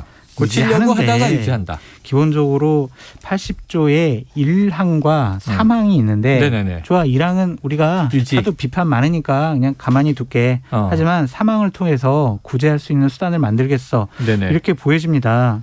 대략 이제 애청자 여러분들께 말씀을 드리면 민주당 당원 80조 제3항 같은 경우에는 정치 탄압 등 부당한 이유가 있다고 인정되는 경우에는 중앙당 윤리심판원의 의결을 거쳐 징계 처분을 취소 또는 정지할 수 있다라고 되어 있는데 이 부분을 당무위원회의 의결로 달리 정할 수 있다라는 내용으로 수정을 하겠다라는 거예요. 그럼 이것은 뭐예요? 그냥 당연히 80조 1항에 의해서 당대표의 직무가 정지되더라도 당무위원회에서 아니야 이거는 뭐 정치 탄압 같고 보복 같아. 윤석열 정권의 경찰이 우리 당대표를 지금 직무 정지시키기 위해서 꼼수 쓴 거야. 그러니까 이거는 안 돼. 자기들이 결정하겠다는 거 아니에요. 여기서 눈 가리고 아웅이에요. 지금 우상호 비대위원장은 오늘 아침에 의원들의 반발이 없다. 나름의 이제 절충안이다 이렇게 얘기를 했는데 그동안 당헌 80조의 유지를 또 주장해 오신 민주당 내 의원도 있습니다. 김종민 더불어민주당 의원을 직접 연결해서 입장과 당내 분위기를 들어보도록 하죠. 자, 김종민 의원님 안녕하세요. 예, 안녕하세요. 김종민입니다. 네. 자, 그동안 당헌 80조 유지를 주장해 오셨는데 어제 혼란이 어제 그제 있었던 게 지금 전준위에서는 개정한다. 어제 비대위에서는 유지한다. 그랬는데 유지한다 그랬지만 지금 장성철 소장 설명처럼 3항을 수정하는 절충안을 냈어요. 네. 그럼 지금의 절충안 김 의원님께서는 어떻게 평가하십니까? 이 절충안이라기보다는 현재 있는 그 규정을 유지하는 걸 전제로 해서 네네. 정무적 판단을 할 수 있는 여지를 좀 더 분명히 하는 건데 네네. 그건 현재 있는 당원 조항 자체가 정무적 판단을 전제로 만든 조항이에요. 아. 그러니까 이게 정당이잖아요, 우리가. 네네. 정당이니까 사실관계라든가 아니면 사법기관의 어떤 판단에 따라서 모든 걸 좌우할 수가 없기 때문에 대법원 확정 판결이 나면 어쩔 수 없지만 네. 그전에는 정무적 판단을 해야 돼. 그래서 사실은 네. 이런 규정이 없어도 만약에 문제가 되는 사건이 생기면 네. 누가 막말했다. 그러면 당직 사퇴하는 거예요. 예. 그게 정당이거든요. 그 사실 이런 규정이라는 게 그렇게 핵심적인 건 아닙니다. 네네. 그래서 이제 국민들이 야 저거 문제다 싶으면 그 정당은 규정 없어도 사퇴도 하고 그만두기도 하고 일하다가 중단하기도 하고 하는 게 당연한 일이죠. 네네. 그래서 저는 사실은 이 당원 규정은 국민들한테 우리가 좀 엄격해지겠다라고 하는 우리 의지와 결의를 보여주는 거지. 네. 이 조항 하나 가지고 뭐 정당이나 정치인의 뭐 운명이 좌우되고 이건 아니에요. 이건 잘못된 얘기고요. 그래서 저는 현재 있는 조항 자체가 우리가 기소될 정도로 뭐 문제가 있다. 그러면은 뭐 국회의원 그만두거나 정치 그만두라는 얘기가 아니고 네. 당직을 내려놓겠다. 이거 국민들한테 예. 우리가 이 문제에 대해서는 한번 국민들한테 투명하게 한번 판단을 받아보겠다. 이런 네네. 의지를 얘기한 거죠. 네. 근데 이 지금 조항에서도 이 정무적 판단의 여지가 있어요. 네네. 그래서 재량 조항이거든요. 지금 그러니까 당 지도부가 이거는 좀 정치 탄압이다. 그러면은 달리 판단할 수가 있는 건데 그 판단의 주체를 윤리심판원이라고 하는 사실 판단을 하는데요. 여기는 네네. 그 사실 판단보다는 조금 더 정무적 판단, 네. 당원들의 판단, 또 국민의 민심 이런 걸 종합적으로 판단하는 그런 절차가 필요하다고 해서 당무위의 판단으로 조정한 건데 저는 합리적이라고 봅니다. 합리적이다. 잘 됐다. 네. 1항은 유지가 되고. 네. 자, 그런데 이제 우상호 비대위원장이요. 지금 이 당헌 80조 사망 수정에 대해서 당내 반발 없다 이렇게 얘기를 했는데 그런데 이제 친명계로 분류되는 박찬대 최고위원 후보나 또 안규백 전 준위원장 이번 절충안에 대해서 또 공개적으로 반대 목소리를 이미 냈거든요. 당내 분위기가 실제로는 어떻습니까? 뭐 매사에 우리가 뭐 노동당도 아니고 만장일치로 갈 수 있으니까 항상 모든 사안에 대해서는 찬반 내지는 이견이 있는 게 그 정상이에요.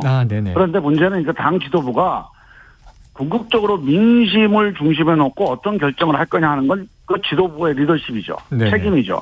그런 점에서는 이제 지도부에서는 현행 유지로 결론을 낸 건데 거기에 대해서 자기 의견이 뭐 반영이 안 돼서 불만이 있거나 또는 뭐 이견이 있는 분 당연히 있는 거죠. 뭐. 네, 그래요. 자, 지금 의결된 당헌 개정안 내일은 당무위 그리고 24일 중앙위원회 의결을 거쳐야 끝납니다.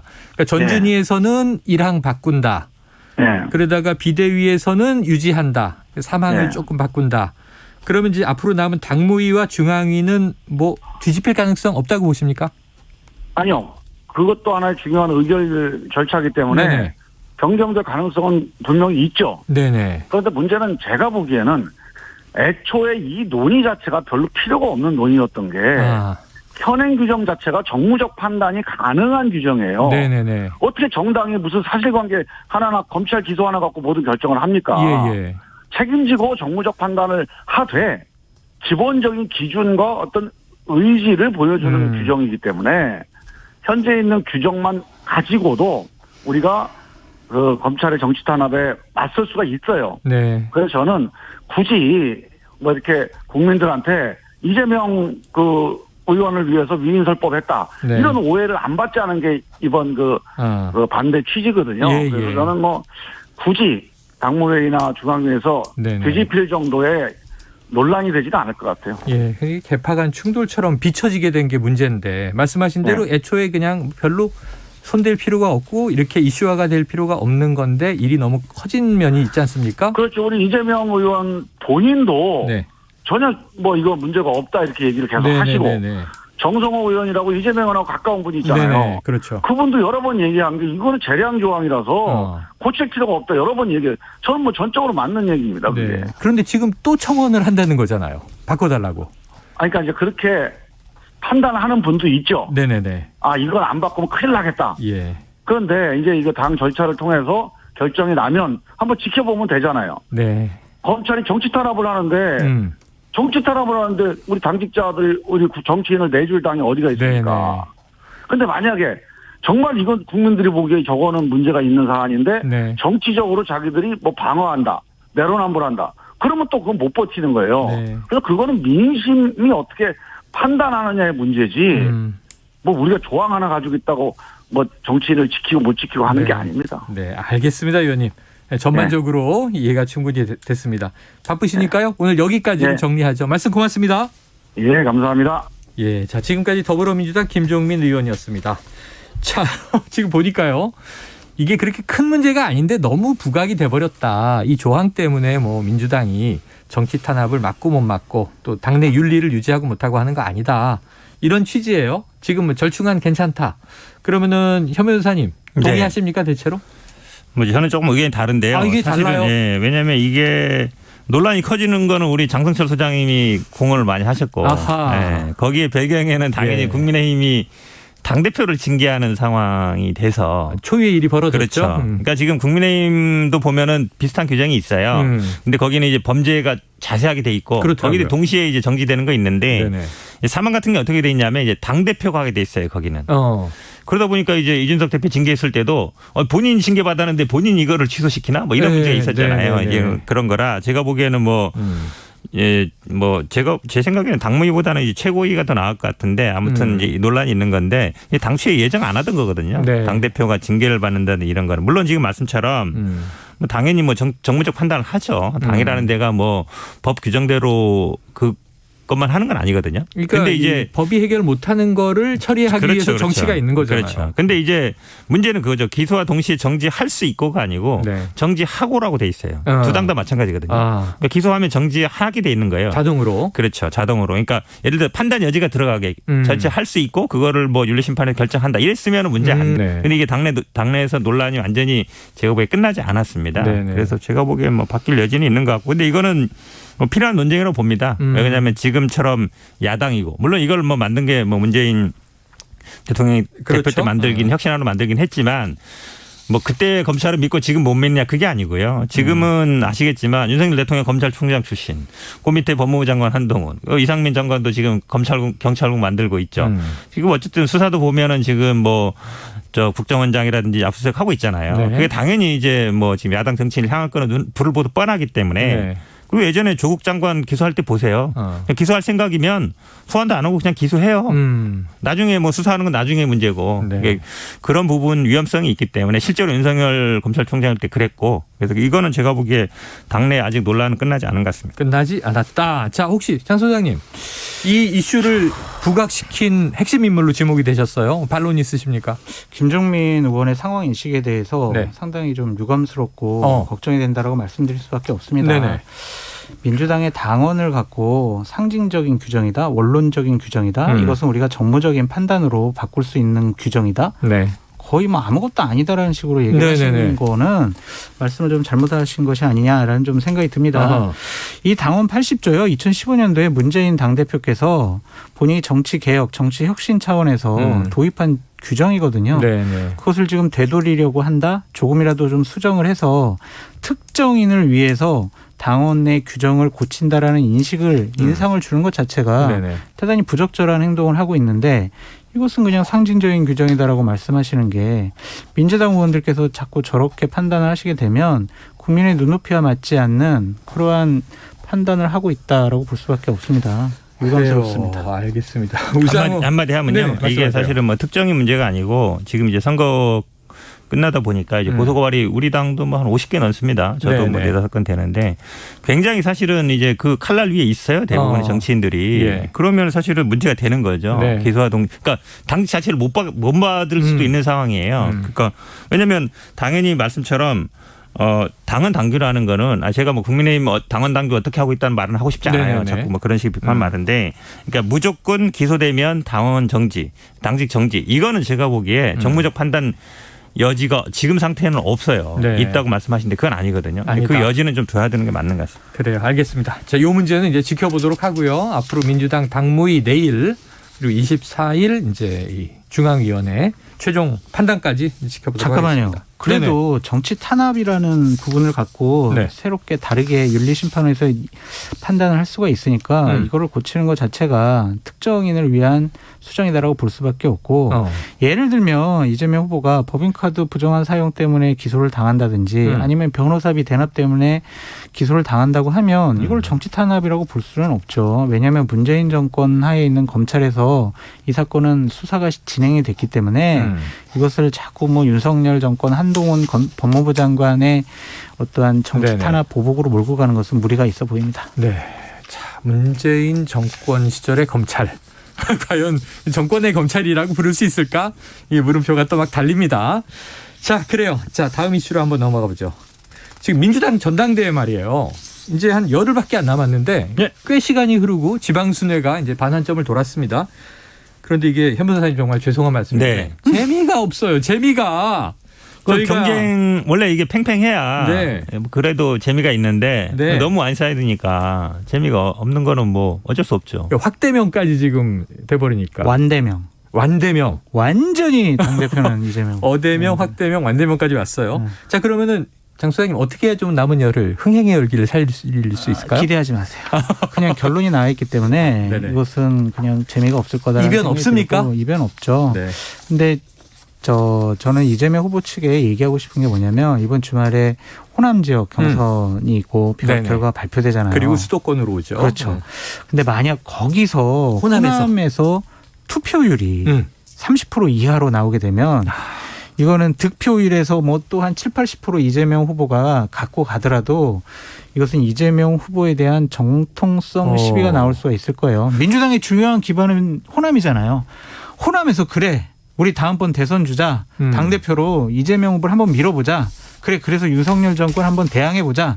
이런 분위기를 쫙 받으면서 투표율이 한 50% 넘어서 쫙 가면은 힘을 받고 가는데 호남에서만요 30%가 안 나온다? 그러면 어떻게 해석을 할 수밖에 없냐면 저 같은 사람은 호남에서 민주당의 중심축인 호남에서 이재명 후보에 대해서 인정을 안 하는구나. 그렇게 얘기할 수밖에 없어요. 그러니까 이 점을 이재명 후보 측은 강하게 지금 판단을 해가지고 투표율을 끌어올리는데 최선을 다해야 된다. 그러니까 지금 득표율의 문제만이 아니라 투표율도 중요하다. 호남 투표율이 가장 큰 문제. 지금 그 말씀이 지난 지방선거에서 광주 전남 투표율이 낮아서 지방선거 보이콧한 거 아니냐 이런 얘기까지 나왔거든요. 알겠습니다. 반론 있으십니까? 아니 뭐 투표율 중요하죠. 근데 뭐 지금 호남에 저희들 당원이 한 35% 정도 되고 수도권이 한 37% 정도 되니까 호남이 중요하죠. 과반 이상이 남아 있어요. 근데 투표율은 사실은 뭐 당대표 후보가 당연히 투표하라고 하지 말라고 하진 않거든요. 그렇죠. 이 인위적으로는 한계가 있어요. 기본적으로 경쟁 구도가 돼야만이 이게 높아지게 마련인데, 그러니까 지난번 지방선거 호남 같은 경우도 될 사람 뻔하거든요. 왜냐하면 뭐 경쟁 상대당이 약하니까 이제 그런 구도라서 물론 뭐 꼭 그것만은 아니겠지만 뭐 저희들이 염두는 둬야 되겠지만 참 쉽지는 않다. 왜냐하면 뭐 그렇다고 해서 저를 안 찍어도 되니까 박영진 후보 찍어 주십시오. 뭐 이렇게 할 수 없잖아요. 후보가. 그럼 그 선거도 아니잖아요. 그러니까 당연히 투표하라고 하고 뭐 홍보도 하지만 그게 과연 뭐 투표율이 낮다고 해서 정통성이 떨어지느냐? 저는 뭐 그건 아니라고 봅니다. 그래요. 자, 여의도 정보통이 와 계시기 때문에 지금 요 이슈 하나를 더 제가 추가해서 여쭤보도록 하겠습니다. 자, 어제 이준석 전 대표가 신청한 가처분 신청에 대한 법원 신문이 있었는데요. 이게 빠르면 어제도 결론이 나온다 그랬는데 어제는 넘어갔고. 아닌 것 같아요. 자, 그러면 빠르면 또 오늘도 결과가 나올 수 있다. 이런 얘기도 나오고 있는데 지금 여기 궁금한 대목은 이거예요. 어제 윤 대통령 기자회견에서 이준석이라는 이름이 들어간 질문은 기자로부터 나왔습니다. 근데 윤 대통령의 발언이 이게 민생에 매진하느라고 내가 잘 모른다. 그리고 정치인에 대한 논평은 하지 않는다. 그래서 이준석 대표를 정치인 이렇게 표현을 했어요. 어떤 의미로 좀 해석을 해야 될까요? 근데 이거는 일관적인 대통령과 대통령실의 해명이에요. 예전에 박홍근 원내대표가 당대표 국회에서 연설할 때도 윤석열 대통령에 대해서 비판을 하니까 에이 정치인의 발언에 대해서 일일이 우리는 대응하지 않아요 라고 얘기를 했잖아요. 그러니까 대통령을 언급하는 것에 대해서 다른 정치인이 그냥 애써 무시하고 얘기를 안 하고 싶어하는 분위기가 있는 것 같아요. 야든. 그럼에도 불구하고 대통령께서 권성동 원내대표와 주고받은 문자에서 이준석 당대표는 내부 총리라는 사람이야 라고 분명히 각인돼 있잖아요. 그럼 이준석 대표가 그동안 어떠한 메시지를 내고 어떠한 말을 했는지 알고 계시다는 거 아니에요? 근데 지금은 나는 잘 몰라요. 신경 안 쓸래요. 이거는 사실과 다른 얘기를 한 것이 아니냐라고 좀 생각이 드는데 그냥 아예 대통령께서 아이고 뭐 제가 내부 총리라는 그런 얘기를 해가지고 이준석 대표 상당히 좀 곤란해했고 권성동 대표도 그런데 지금 이준석 대표도 지금 중요한 일을 앞두고 있지만 보다 더 큰 정치인으로 거듭나기를 바란다 하고 통큰 모습 보여주고 아유 당은 저 조영 비대위원장 중심으로 좀 빨리 안정화됐으면 좋겠다. 이런 식의 원론적인 얘기만 했어도 그렇게 큰 비판은 없었고 이준석 대표의 비아냥 섞기 저런 반박은 안 받았을 텐데 불경스럽게도 저는 당내 민주주의에 신경 쓰느라 대통령 기자회견문 못 봤습니다. 이런 얘기를 안 들었을 텐데 대통령 저는 이게 결국에는 대통령 모시는 참모들이 부적절한 조언을 하지 않았느냐라는 생각이 듭니다. 그러니까 장성철 소장이 대통령실에 계셨어야 되는데 말이죠. 아유, 전 정치 안 합니다. 뭐 이렇게 다 정치 얘기를 하면서 정치를 싫어하는 듯 거리를 둡니다만 이미 정치에 개입을 하고 있습니다. 가처분에 대해서 제가 한마디 좀 해도 될까요? 한마디 하세요. 변호사시니까 어제 궁금합니다. 그 법원에 갔던 분 얘기 들어보면 판사님이 우리는 다 절차적인 거에만 관심이 있을 거라 생각하잖아요. 예를 들어서 뭐 사퇴한 사람이 결의 참가했다든지. 근데 최고의 결의가 아니라도 뭐 4분의 1 이상 제적위원이 하면은 중앙상임 정국이 할 수 있다. 그래서 하자 치유됐다느니 뭐 ARS 안 된다는 했는데 오히려 비상 상황이냐 아니냐 그 부분에 대한 질문이 많았다 그래요. 야, 그게 중요하죠. 왜 그러냐면 근데 그게 내용에 대한 거잖아요. 절차적인 문제는 지금 조영 비대위원장도 판사 출신이기 때문에 설령 인용이 돼도 다시 절차를 밟아버리면 돼요. 치유할 수 있다. 그렇죠. 그러니까 설령 인용돼도 절차를 다시 진행하면 되기 때문에 그거는 이제 뭐 대부분 법률가들이 알고 있는데 만약에 이게 비상 상황이냐 아니냐 이게 내용의 문제잖아요. 근데 뭐 우리가 계속 다퉜지만 결국은 뭐 고리되거나 기능 상실이냐 이제 등이라 돼 있지만 등이 모든 거를 다 해결해 주는 건 아니니까. 그러면서 이분이 이제 헌법에 굉장히 관심이 많은 부분인데 헌법 규정에 보면 정당 설립은 자유라고 돼 있는데 정당 운영의 자유 뭐 이런 거는 헌법 규정에는 없어요. 그다음에 헌법에는 또 뭐가 있냐면 목적과 조직과 활동이 민주적이어야 된다는 게 있어요. 결국은 정당의 조직과 활동이 민주적이냐 아니면 정당 운영이 자율적이냐 그 두 개가 충돌하는 건데 헌법 규정을 냉정히 보면 정당 운영의 자유는 없어요. 설립의 자유라는 규정이 있거든요. 그래서 결국은 이분도 헌법을 중시 여기는 분이고 또 원래 또 그랬습니다. 그러니까 질문이 많다는 얘기는 그거에 관심이 많다는 얘기잖아요. 그리고 만약에 이거를 기각할 때는 간단해요. 정당 활동이라든지 이런 거에 대한 뭐 지됐다 이렇게 볼 수 있는데 우리 저 형사재판도 그렇거든요. 유죄를 할 때는 간단해요. 그냥 검찰이 공소장 쓴 거를 그대로 인정한다 해버리면 되는데 무죄를 할 때는 그거를 하나하나 반박해야 되거든요. 근데 지금 뭐 이게 긴급한 사안이니까 원래 뭐 어제 날 수도 있지만 원래 한 1, 2주 후에 납니다. 그래요? 금방 나지는 않는데 그래도 어제 재판장에 있던 사람들 얘기 들어보면 판사가 굉장히 적극적이다. 이 문제에 대해서. 더구나 비상 상황이냐 아니냐에 대해서 굉장히 관심이 많다는 거는 이게 간단히 지금 뭐 국민의힘에 바라는 것처럼 절차하자 치유됐고 나중에 인용돼도 그냥 우리 하자를 다시 진행하면 된다로 해결될 사항은 아닌 것 같아요. 야, 장 소장님, 만약에 이게 뭐 가능성은 지금은 반반이지만 법조인들은 이게 인용 가능성이 낮아요 하시고 또 일각에서는 인용 가능성이 꽤 있어 높아지고 있어 이런 얘기도 하는데 판사 마음이죠. 만약 인용되면 어떻게 됩니까? 난장판이죠. 국민의힘. 비대위 해체됩니다. 그래요? 그래서 다시 권성동 치유하면 된다는데. 치유? 무슨 치유를? 주호영 위원장은 뭐 만약에 문제 인용되더라도 그 문제로 지적된 것들을 바로잡을 수 있다고 얘기를 하시더라고. 근데 어쨌든 비대위는 해체예요. 해체예요? 네. 비대위가 구성된 것에 대해서 이것은 인용을 한 거기 때문에 비대위 출범에 대해서 이준석 대표가 소송을 건 거 아니겠습니까? 그렇죠. 비대위 해체되면은요. 권성동 원내대표가 다시 당대표 직무대행 겸 당대표 권한대행이 돼요. 원래 그렇기로 했다가 지금 이 지경까지 온 거잖아요. 이제 당대표가 완전히 없으니까 권한대행이 되겠네요. 권한대행이 돼서 최고위원회를 다시 거리 상황이 돼서 전국위원회를 열어서 나머지 최고위원들 몇 분을 선출해야 되는 그러한 코미디 같은 상황이 발생할 수 있고 하루빨리 전당대회를 열어서 정통성 있는 지도부를 구성하려고 하겠죠. 네, 알겠습니다. 잠깐 보태면요. 만약 인용되는데 지금 주호영 원내대표 얘기하는 거 하자 치유된다는 건 절차 문제로 했을 경우. 그리고 지금 말씀처럼 권선동 대표가 직무대행하는 건 맞는데 권한대행은 아니고 직무대행으로 복귀하는 거예요. 왜냐하면 이준석 대표를 해임한 비대위 전환 자체가 무효기 때문에 권성동 대표가 그냥 원래 자리로 돌아가는 거예요.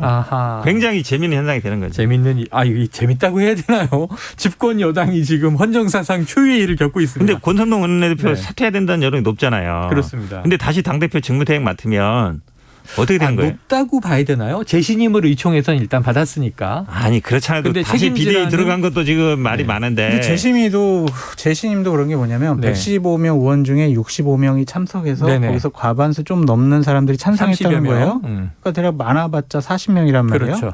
그러면 국민의힘 의원 중에 3분의 1 정도만 재신임한 거다라고 말씀드리고요. 저는 권성동 원내대표가 아마 이 법원에서 인용 결정이 나면 본인 거취도 결정하지 않을까라는 생각이 듭니다. 그래요. 자, 그러면은 지금 공세를 취하고 있는 게 이준석 전 대표 상황인데 오늘 KBS 라디오 나와서 국민도 속고 나도 속았다 그랬어요. 하여튼 나날이 더 심해져요. 현 변호사님. 이준석 대표와 좀 가까우시잖아요. 우리 장 소장님 더 가까워요. 그래요? 자, 그럼 현 변호사님께 먼저 이준석 대표의 전략은 뭡니까? 여론전이죠, 여론전. 근데 결국 본인이 대표를 맡았던 당을 지금 괴멸시키려고 하고 있는 분위기잖아요. 아니죠. 본인이 이제 기댈 게 뭐 원내도 아니고 원내다 보니까 청년 2030 당원들 그다음에 뭐 언론 스피커밖에 없는데 지금도 보면은 아침에는 라디오, 저녁에는 텔레비 이렇게 나오고 있잖아요. 예전 같으면 하루 10개씩 나가는데 이게 오래 끌고 가겠다는 거거든요. 오래 끌고 간다. 그렇죠. 왜냐하면 기각되더라도 본인의 목소리를 계속 나겠다는 거라고. 왜냐하면 이거에 대해서 대통령실이나 여당에서 뭐라고 할 얘기가 없어요. 한마디로 얘기하면 아니 나는 가만히 있었는데 나는 징계 6개월 받은 것도 감수했다. 그런데 어느 날 갑자기 문자 드러나오고 그래서 비상상황 만들어서 나를 내보내버렸으면 나는 피해 당한 거 아니냐라는 여론이 높거든요. 더구나 이제 권성동 원내대표가 직무대행 했다가 비상사태 선포해서 해산했다가 다시 비대위 들어갔다가 뭐 이러고 있잖아요. 그러니까 이런 상황이 결국은 윤핵관, 윤 대통령이 결국은 당을 장악해가는 과정 아니냐라고 다 생각하기 때문에 시간을 끌어도 본인한테 어느 정도 명분도 있고 정당성도 있고 여론도 본인들 따라줄 거라 생각해서 언론 플레이와 어쨌든 당원 모집 이걸로 계속 가겠죠. 뭐. 아니, 현 변호사님은 다른 당 상황에 대해서 어떻게 저렇게 정확히 알고 계시는지 참 희한합니다. 그래요. 뭐 언론에 다 나온 건 뭐 저만 아는 게 아니라 온 국민이 다 알아요. 이준석 전 대표와 국민의힘의 미래에 대해서 두 분의 이야기를 참 더 많이 듣고 싶습니다만 끝났어요? 시간이 끝났습니다. 할 말이 있었는데. 그러니까 다음에 장 소장님의 의견을 또 꼭 듣기로 하겠습니다. 자, 각설하고 시즌2 장성철 공론센터 소장 현근택 변호사였습니다. 수고하셨습니다. 감사합니다.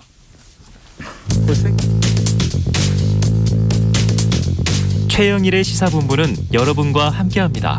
짧은 문자 50원, 긴 문자 100원이 드는 샵 9730. 라디오 어플 콩과 유튜브는 무료로 참여하실 수 있습니다.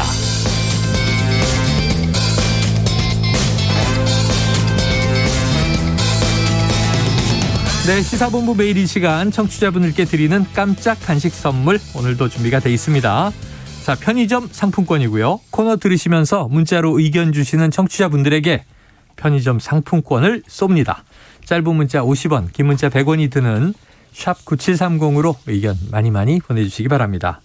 자, 목요일 마지막 코너죠. 경제 이야기를 들어보는 경제본부, KBS 보도본부의 서영민 기자 나와 있습니다. 어서 오세요. 안녕하세요. 각설하고 막 정신없이 막 토크를 하다가 저 머리가 막 부산해요. 이 서 기자님이 딱 나오시면 차분해지는 거야. 모든 게 정돈될 것 같은. 감사합니다. 자, 근데 오늘은 이 미국 친환경 자동차 보조금이 주제군요. 이것 때문에 지금 현대 기아차 주가가 떨어지고 있거든요. 주가가 떨어지고 있어요. 어제 오늘 합해서 5% 정도 이상 빠졌는데 근데 사실 최근에 분위기가 좋았습니다. 미국에서 차가 잘 팔려서요. 특히 전기차가 잘 팔려서 전기차가 현대차의 미래가 될 것 같다라고 했는데 아이오닉 시리즈, EV 굉장한 암초가 됐습니다. 이 법안이. 근데 차만 빠지는 게 아니고 LG화학, 삼성 SDI 이런 쪽에 배터리 쪽 주가도 좋지 않습니다. 이게 참 아이러니한데 전기차 법안이고 배터리 지원 법안인데 나오니까 우리나라 업체들은 떨어진다. 그러니까 배터리도 강국인데. 네네. 그러니까 지금 말씀하신 게 이게 법안 하나 때문에 네. 지금 이 사단이 나고 있는 건데. 네네. 자, 일단 미국의 보조금 정책이 우리에게 불리하다 이거죠. 치명적이다. 치명적이다. 네. 불리한 정도가 아니라. 어제 바이든 대통령이 사인을 했습니다. 네네. 법안 이름은 인플레이션 감축법. 아니, 이상해요. 법 이름이 이상하죠. 네, 법 이름은 인플레이션 감축법인데. 네, 거기 안에 이 전기차 지원 법안이 들어가 있는 겁니다. 네. 보조금 지원 대상 전기차 리스트가 공개됐는데 지금 한 70개 정도가 받았어요. 네네. 근데 20개로 줄어듭니다. 오. 20개로. 그리고 예. 전기차만 따지면 한 15개 정도일 거라고 합니다. 네. 근데 이제 왜 이렇게 되느냐. 예. 미국에서 최종 조립을 해야만 보조금을 주겠다. 라고 했기 때문인데 우리나라 지금 한 5개 차종 정도가 있습니다. 현대기아차가 수출하는 게요. 아이오닉 5, 코나, 뭐 GV60 같은 것, EV6 기아차입니다. 그리고 니로.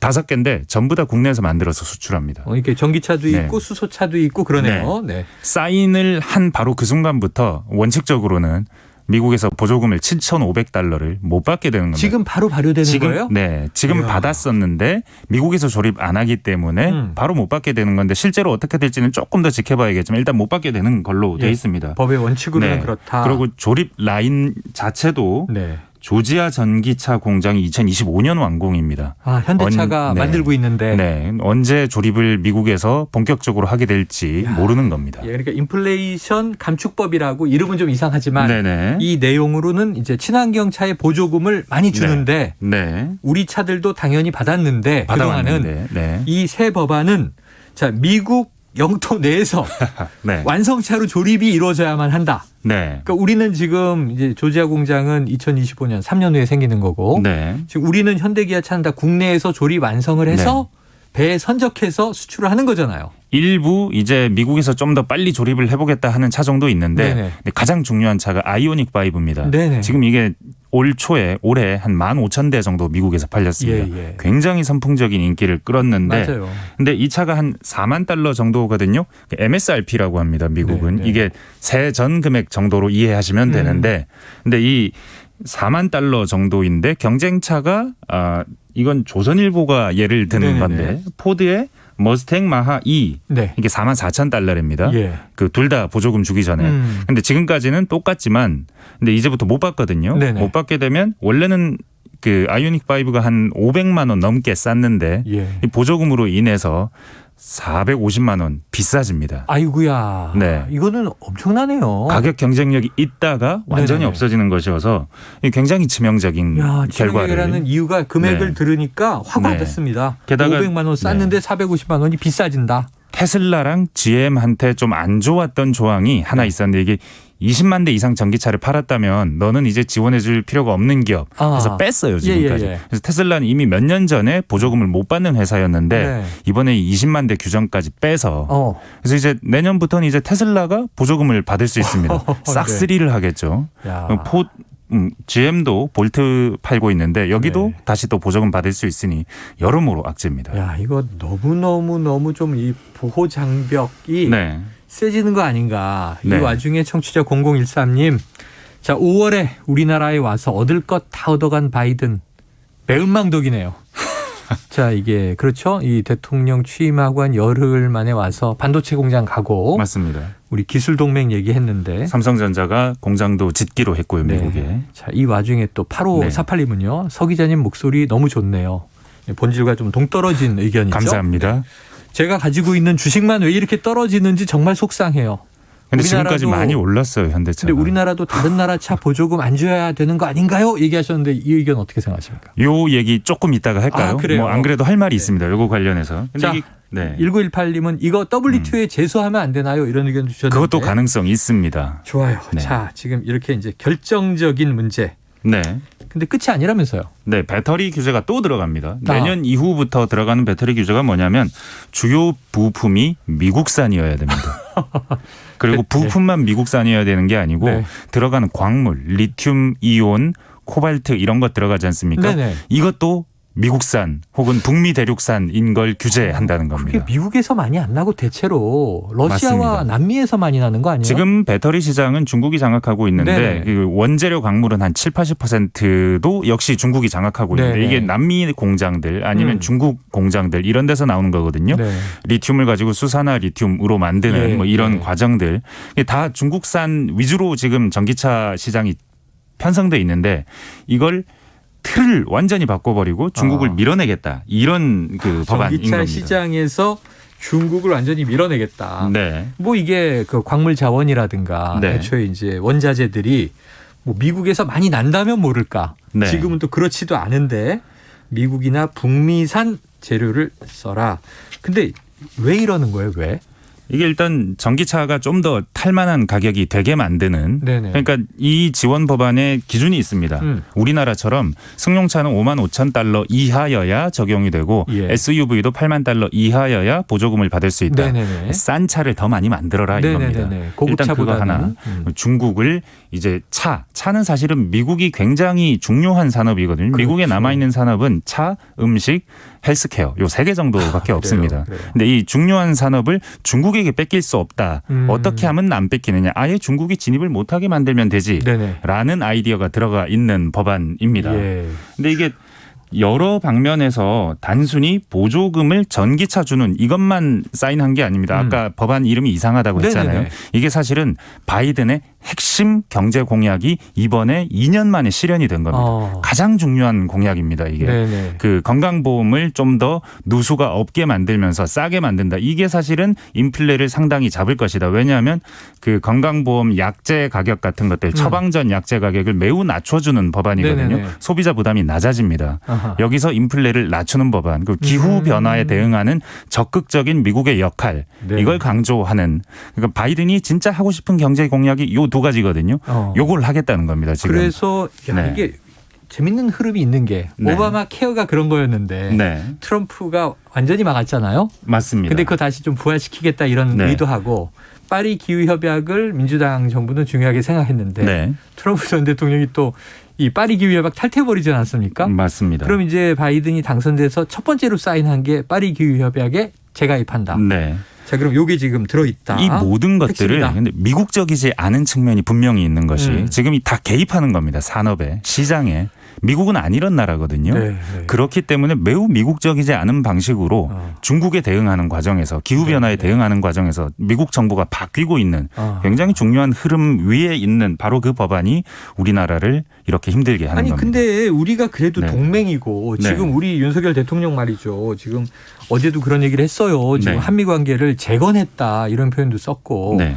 바이든 대통령 우리나라 이제 먼저 찾아와서 또 여러 가지 협력을 요구하고 네. 그런데 우리가 갑자기 이렇게 차별 대우를 받으면 이거 뭐 좀 미국에 우리 업계가 항의해야 되는 거 아니에요? 일단 한국 그리고 EU 정부 차원에서 우려를 전달했고요. 네네. WTO 규정 위반 아니냐는 얘기도 나오고 특히 네네네. 이게 배터리 원산지 규제 뭐 아니면 FTA 같은 경우에는 최혜국 대우를 해주게 돼 있는데 우리는 예. FTA 체결 국가인데 최혜국 대우를 안 해주면 되냐?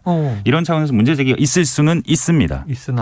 그러나 번복 가능성은 낮습니다. 번복 가능성 낮다. 이게 중간 선거 앞두고 아주 좋은 타이밍에 나왔다고 미국 언론들이 평가하고 있습니다. 이게 팔방미인 법안이거든요. 인플레도 낮추고 정부 네. 재정 적자도 낮추고 미국의 일자리도 만들고 미국의 산업도 키우고 네. 여러모로 그 미국이 민주당이 생각하는 미국 경제 비전을 잘 표현하면서 유권자들에게도 나쁜 점, 뭐 불리하다고 할 만한 유권자들, 이 법안이 안 좋다고 생각할 만한 유권자들이 많지 않을 것 같다는 게 미국 그 현지의 분위기고 그래서 이거 지금 틀림없이 아주 중요한 법안으로 앞으로도 밀어붙인다. 밀어붙이게 될 가능성이 자, 높다. 11월 중간 선거가 있고요. 네. 바이든 대통령 지금 지지율 인기가 많이 떨어져 있는데 네. 지금 상하원이 뭐 민주당이 이제 다수당입니다만 네. 이 야당인 공화당에 뺏기지 않기 위한 지금 이제 각고의 노력 중에 이 법안이 팔방미인이다. 우리는 어떻게 해야 돼요? 이게 지금 미중 분리 시대가 본격화됐다. 네. 정말 전기차 법안만 봐도 확실히 느껴진다. 근데